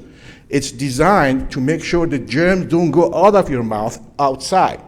It's a good idea for anybody who coughs to put it on their face, not to spread the disease. But it's not designed for first responders not to get the disease. They will get it. In other countries, It's high percentage of the dead victims are healthcare workers because they don't know how to use the mask or the appropriate protective equipment. N95, despite its effectivity. I'm sorry, sir. but Okay. Time has run out. I just wanted to make sure everybody knows your first responders have Okay. masks and probably P100 that is 100% effective. All right. Thank you, sir. All right. Next up. Clean up your hands. So this evening, I noticed that a lot of people were making... State your name and address, sir. Dr. Peter Jewell. My address is 6 Stevens Circle here in Roswell. I noticed when I walked in this evening that a lot of people were making jokes about us wearing our masks. But I think I agree with Dr. Corson that we're not prepared for what's going on or what's coming. If you've noticed across the country recently, not only are our schools closed for 3 weeks, but the NBA has canceled games. Major League Baseball is about to cancel the season. The NFL has canceled the annual owners meeting. These are very big money issues. And I'm not sure that Roswell is prepared for our schools closing for 3 weeks. And I know that I've listened to the president speak many, many times, the vice president speak many, many times about these funds that are going to be available for everybody. But what are we doing locally? Are we doing anything? I can tell you that working in the healthcare field, we're having a difficult time just getting patients tested. We've tested I myself have tested 3 patients. I don't know how many patients have been tested in my office besides myself. But the vice president said that all we needed was a doctor's order to get these things ordered. That's not the truth. I have an MD after my name. Why is it that I can write an order for a flu swab, but I cannot order a swab for coronavirus? We have to go through 15 different other things before they say yes. And I have a patient that I saw today that we did a second test on that has to pay for their second test. And if you've been following the news at all, you probably have noticed that the person in Texas that tested positive after 2 negatives. And the Department of Health said, no, I can't test that patient a second time. So I am about, because I do have some political friends, I'm about to ask them to help me get in touch with at least the vice president if something's not done. But hopefully you guys have some power here and maybe you can help me change some things here. We need to get people tested. That is what all of the epidemiologists are telling us. That's the only way to stop this. And it's going to be worse than I think everybody noticed or has any idea of. All right. Thank you, sir. All right. Next up, city manager reports. Mr. Nebb. All right, Mayor, City Council, thank you for the work tonight. Just really briefly, I've got a couple slides to talk about upcoming events, and then I'm going to give some time to Karen Sanders, our Emergency Operations Manager, to talk a little bit more about what we are doing in light of this virus. So just really quickly, and as you notice on there, this slide is out of date now. Both the New Mexico Municipal League District 5 meeting and the New Mexico Municipal League newly elected official meetings have been postponed or canceled. We'll keep an eye on that as we go through that. The City Council swearing ceremony will continue at March 30th here at 5:30 at the Convention Center. We do have an Air Center funding celebration with the EDC. We're bringing in our legislators. The governor has been invited for March 31st to recognize the investment of the $5 million to help with the Roswell Air Center. And then, of course, the council workshop, retreat, whatever you want to call it at this point in time, will be held on Saturday, April 25th, going from 8:30 till 2:30. We are trying to keep it tight to about 6 hours, not wear you guys out in order to have the conversation. Right now, what we use these workshops and retreat for is an opportunity for you as a city council to talk to each other in order to help provide us with priorities and help us provide us direction for vision. So it will be held, the location did change. We're at the Recreation and Aquatic Center on Saturday, April 25th.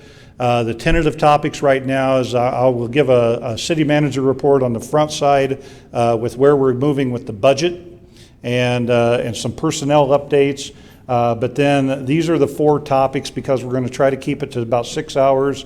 We're going to cover some of the rules of order, sidewalks and signage, which through this political cycle this last season for the local, there was a lot of question about where signs should be placed, and so we're going to bring that conversation back. We do want to talk about projects because, again, we'll be talking about the available money that we have to put to operations and projects.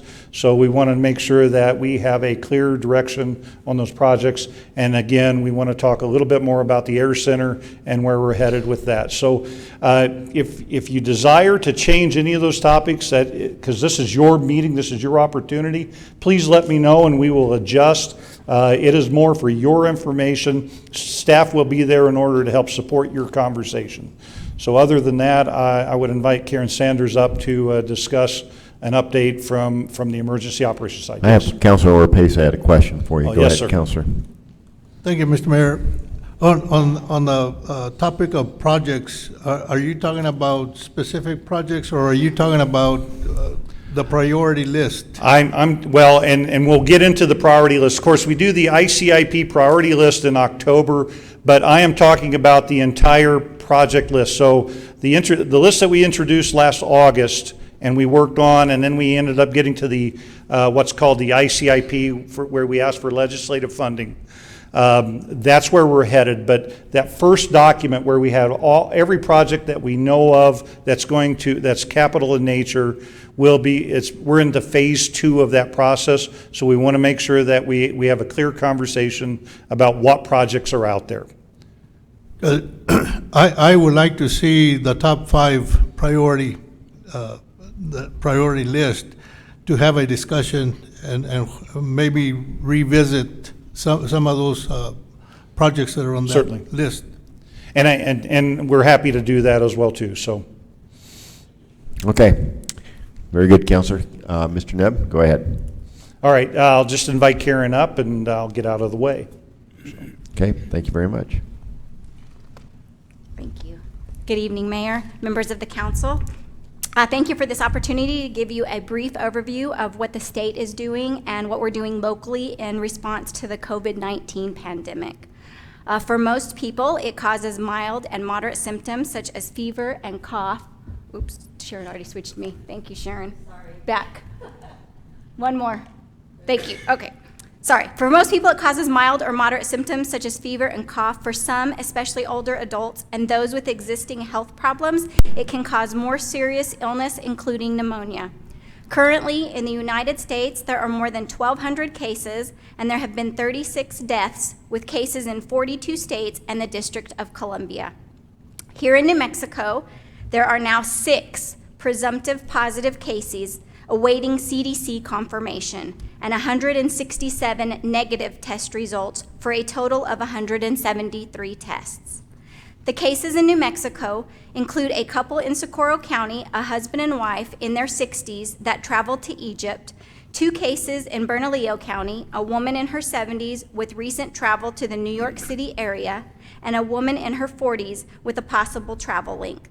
A Santa Fe County woman in her 60s with known recent travel to the New York City area, and the newest case is a Santa Fe County woman in her 50s with recent travel to Italy. The New Mexico Department of Health has been reviewing emergency response plans and preparing for quite some time. The last pandemic was an influenza pandemic in 2009. Plans have been adapted based on what we know about the coronavirus. The focus is on measures to track cases identified in New Mexico, prevent the spread of infections, support the healthcare system, and increase communication efforts. The Department of Health has implemented expanded testing. Testing is now being offered to all patients with respiratory symptoms, fever and cough, shortness of breath, who test negative for influenza. This testing is available here in New Mexico at the State Scientific Laboratory, where they have the capacity to test 2,400, and they are working with other laboratories to establish additional testing locations across the state. Results are usually available within 24 hours. Public health response is multi-layered, with the goal of detecting and minimizing introductions of this virus to reduce the spread and impact. Public health has been working to identify cases as early as possible and implement isolation procedures to prevent further spread of the virus. The New Mexico Department of Health has increased their number of press releases and public service announcements and added a COVID-19 specific page on their website to help New Mexicans stay updated on the current situation and on professional guidance. Already in place is the New Mexico Health Alert Network, which allows for rapid dissemination of information to healthcare partners and emergency response personnel. There has been an increase in web conferences and conference calls with partners such as hospitals, emergency medical services, child care organizations, and universities and schools to provide updates and guidance for preparing and responding to cases in New Mexico and to answer questions that stakeholders have. Weekly counts of hospital bed availability and inventory of masks, respirators, and personal protective equipment needed for infection control are being done. The Department of Health officials presented the latest information at a public forum in Roswell last Friday, March 6th, which was one of several held throughout the state. Broader surveillance of vulnerable populations has been implemented, and just this week, the Department of Health's Division of Health Improvement announced they began reviewing nursing home infection control protocols and will be deploying a healthcare survey team to conduct on-site visits of the 269 licensed assisted living facilities statewide. One back, sorry. So what can you do? Everyone has a role to play. One back, Sharon. Thank you. I think the message that I want to get out is don't panic, be prepared, and stay informed. We are still in respiratory illness season. The same interventions that are helpful for influenza are helpful for the coronavirus. Be familiar with recommendations to avoid getting and spreading respiratory illnesses, including the coronavirus. These recommendations include stay home when sick and limit close contact with people, avoid large public gatherings, and stay 6 feet away from others. Cover your cough and sneezes with a tissue and throw that tissue in the trash. Avoid touching your eyes, nose, and mouth. Clean and disinfect frequently touched objects and surfaces. And probably the most important thing you can do is wash your hands often with soap and water for at least 20 seconds. I also encourage you to have extra supplies on hand as part of being prepared for any type of emergency. Over-the-counter meds, household items, and groceries, so that if you are sick, you won't have to make a trip out except to possibly seek medical care. Actions we have taken locally include increased communication and collaboration with the Department of Health to stay up to date with the latest information. 911 dispatch has implemented call screening protocols for calls involving a sick person or person with breathing difficulties. First responders are training and following CDC recommendations. We have implemented increased environmental cleaning efforts. And I also wanted to mention that in August of last year, our local health department and hospitals participated in a statewide exercise involving a highly infectious disease with a focus on a pandemic response. Because this is a rapidly changing situation, you can stay up to date by regularly checking the CDC website in addition to the New Mexico Department of Health website. The Department of Health has set up a 24/7 hotline. That number is 1-855-600-3453. Please call this number for guidance if you believe you have symptoms before going to a hospital or healthcare provider. The goal is to provide patient care in a way that does not expose others to possible infection. However, if it is an emergency or you are severely ill, call 911. The governor of New Mexico has issued a public health emergency. This maximizes resources available to the state. She is urging New Mexicans to avoid large public gatherings, particularly if you are a high-risk individual. And not listed on today's slides because it's a new development, Health Secretary Kathy Kunkel issued an order temporarily prohibiting mass gatherings in New Mexico in response to the COVID-19 pandemic.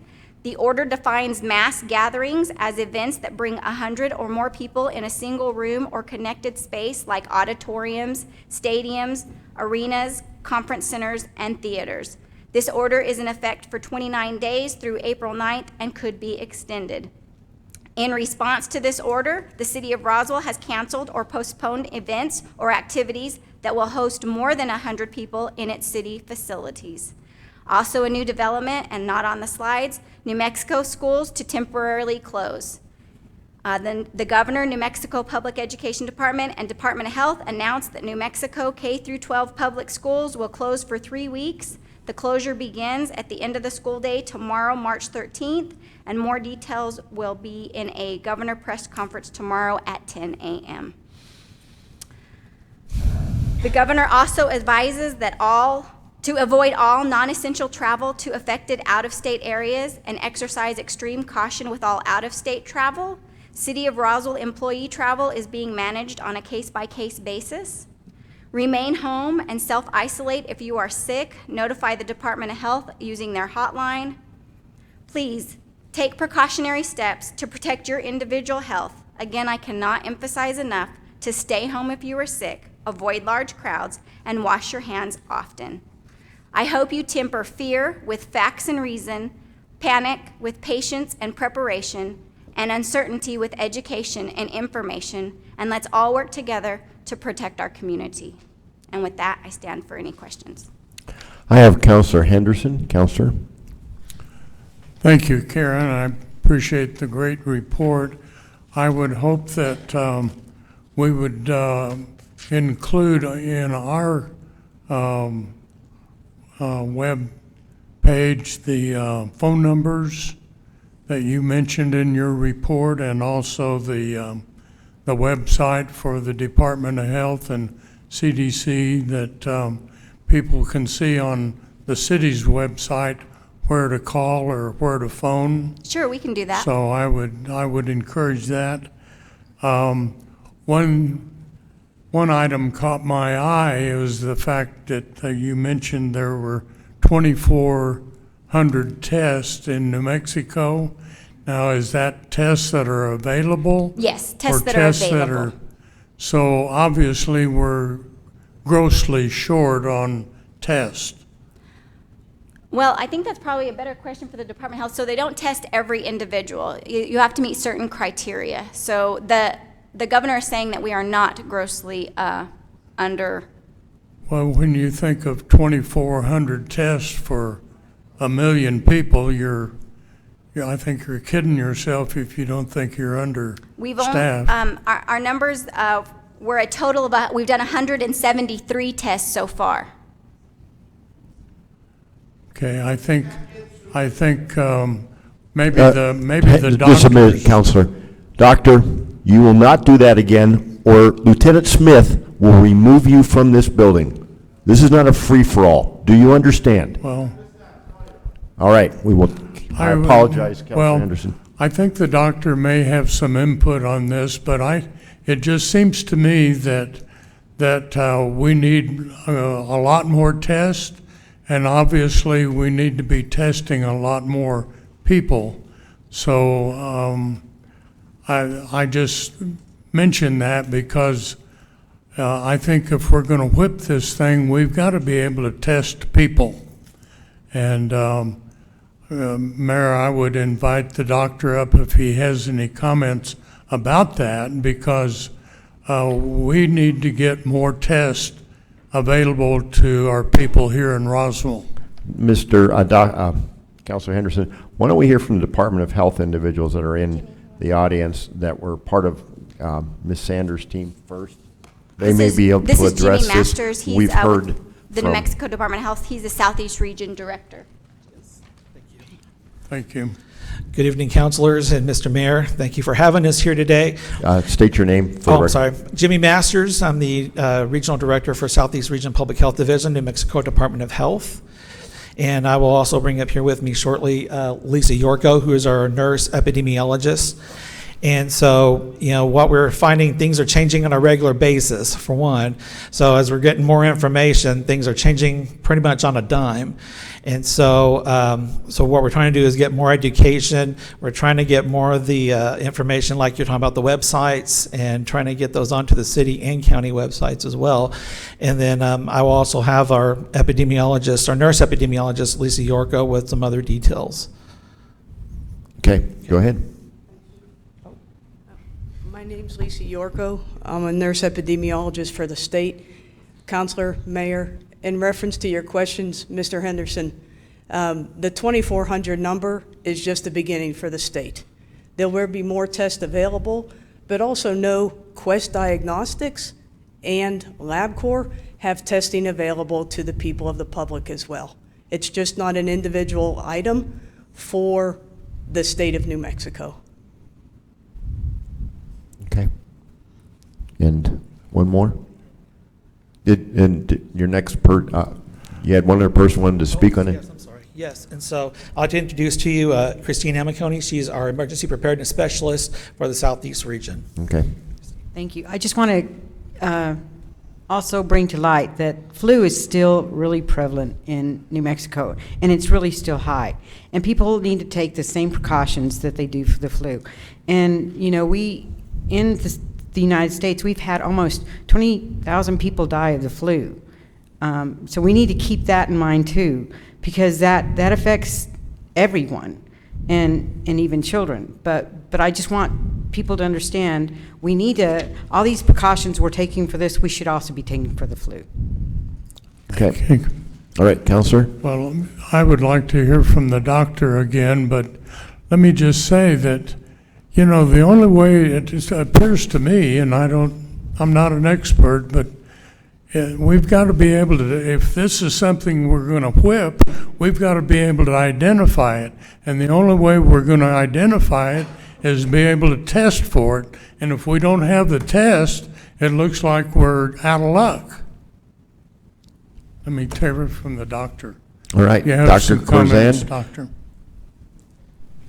I apologize for interrupting. I feel it's my ethical duty to do what is important for my patients or for the population. Let me explain a little bit the statistics. We have diagnosed 4 patients. What that does mean statistically is that we have at least 180 people infected in New Mexico. When you diagnose 4 people, you have to multiply by about 30 to 40 to see how many are infected, because it takes 2 weeks before they are diagnosed. If we have 120 infected, the rate of doubling of COVID-19 in New Mexico, in United States right now, is every 2 days it doubles. That's our rate, calculated. If anybody needs more information, I can give them statistics that I have with me after this meeting. I've been told not to distribute anything here. That's why I have it, but I'm not giving it to you. Otherwise, I would have put a slide for you to explain how the corona works. Now, statistically, there is high likelihood that the first case in here will be diagnosed.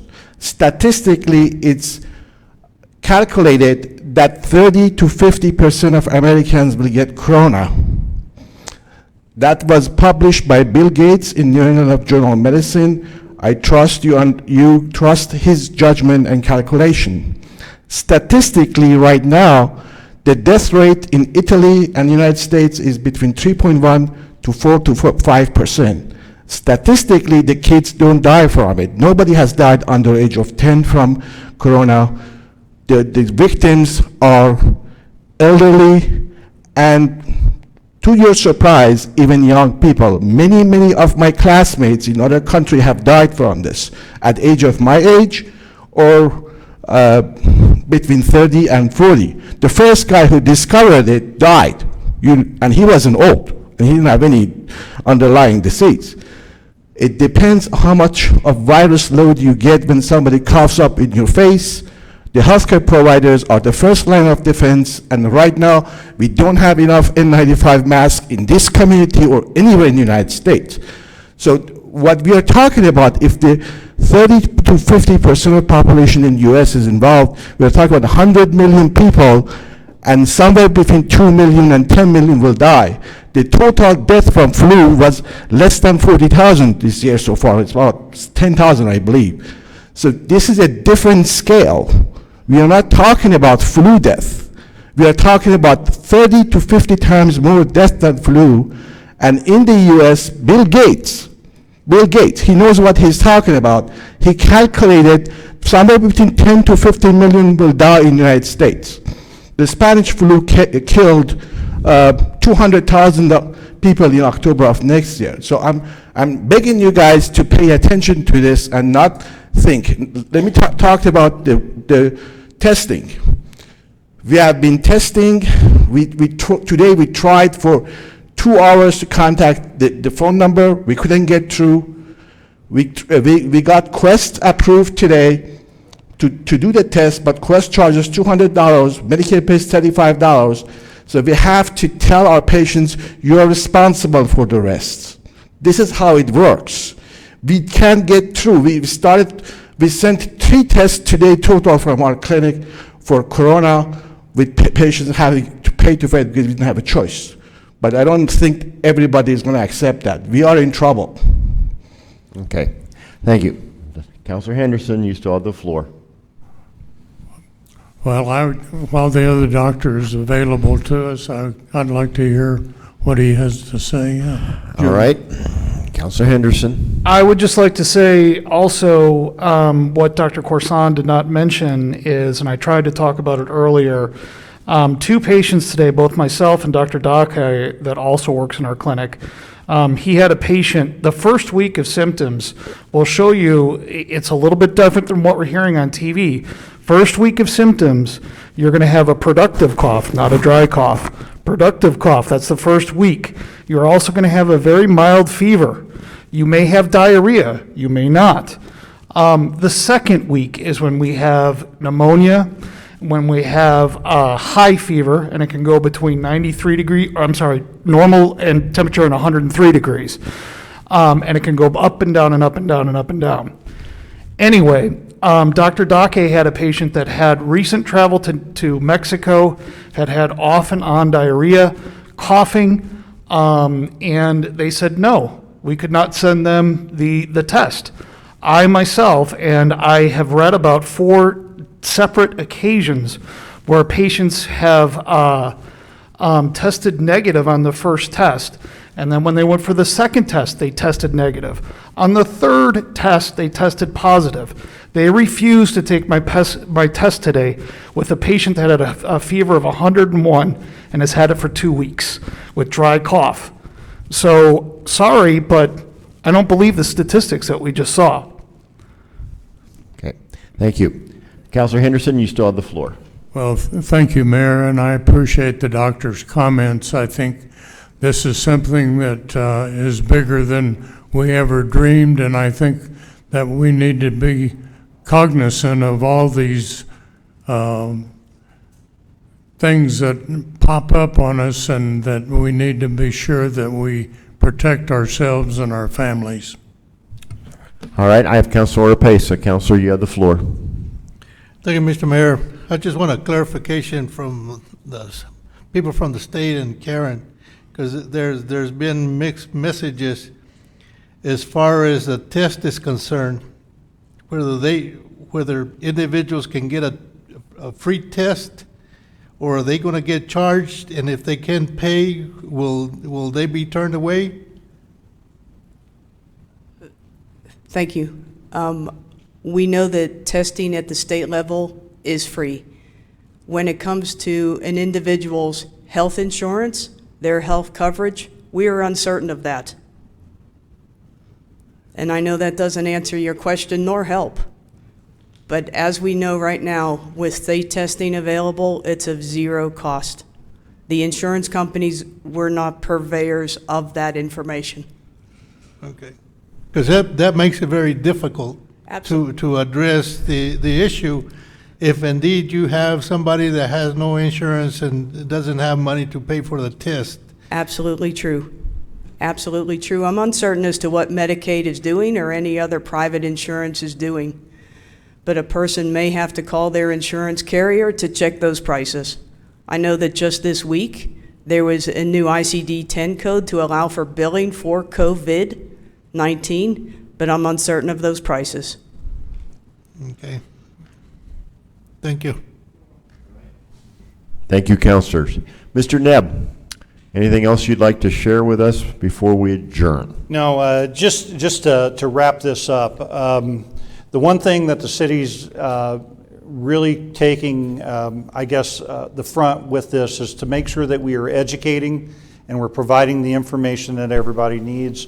We are doing what we have to do for the public health orders, and we're going to stay close with the Department of Health through this process. And so, but I think our role in this is to make sure that the information gets to the people that need it the most, and making sure that we maintain our as environmentally friendly all of our facilities as we have people coming and going. So that's what we will focus on, that's what we'll concentrate on.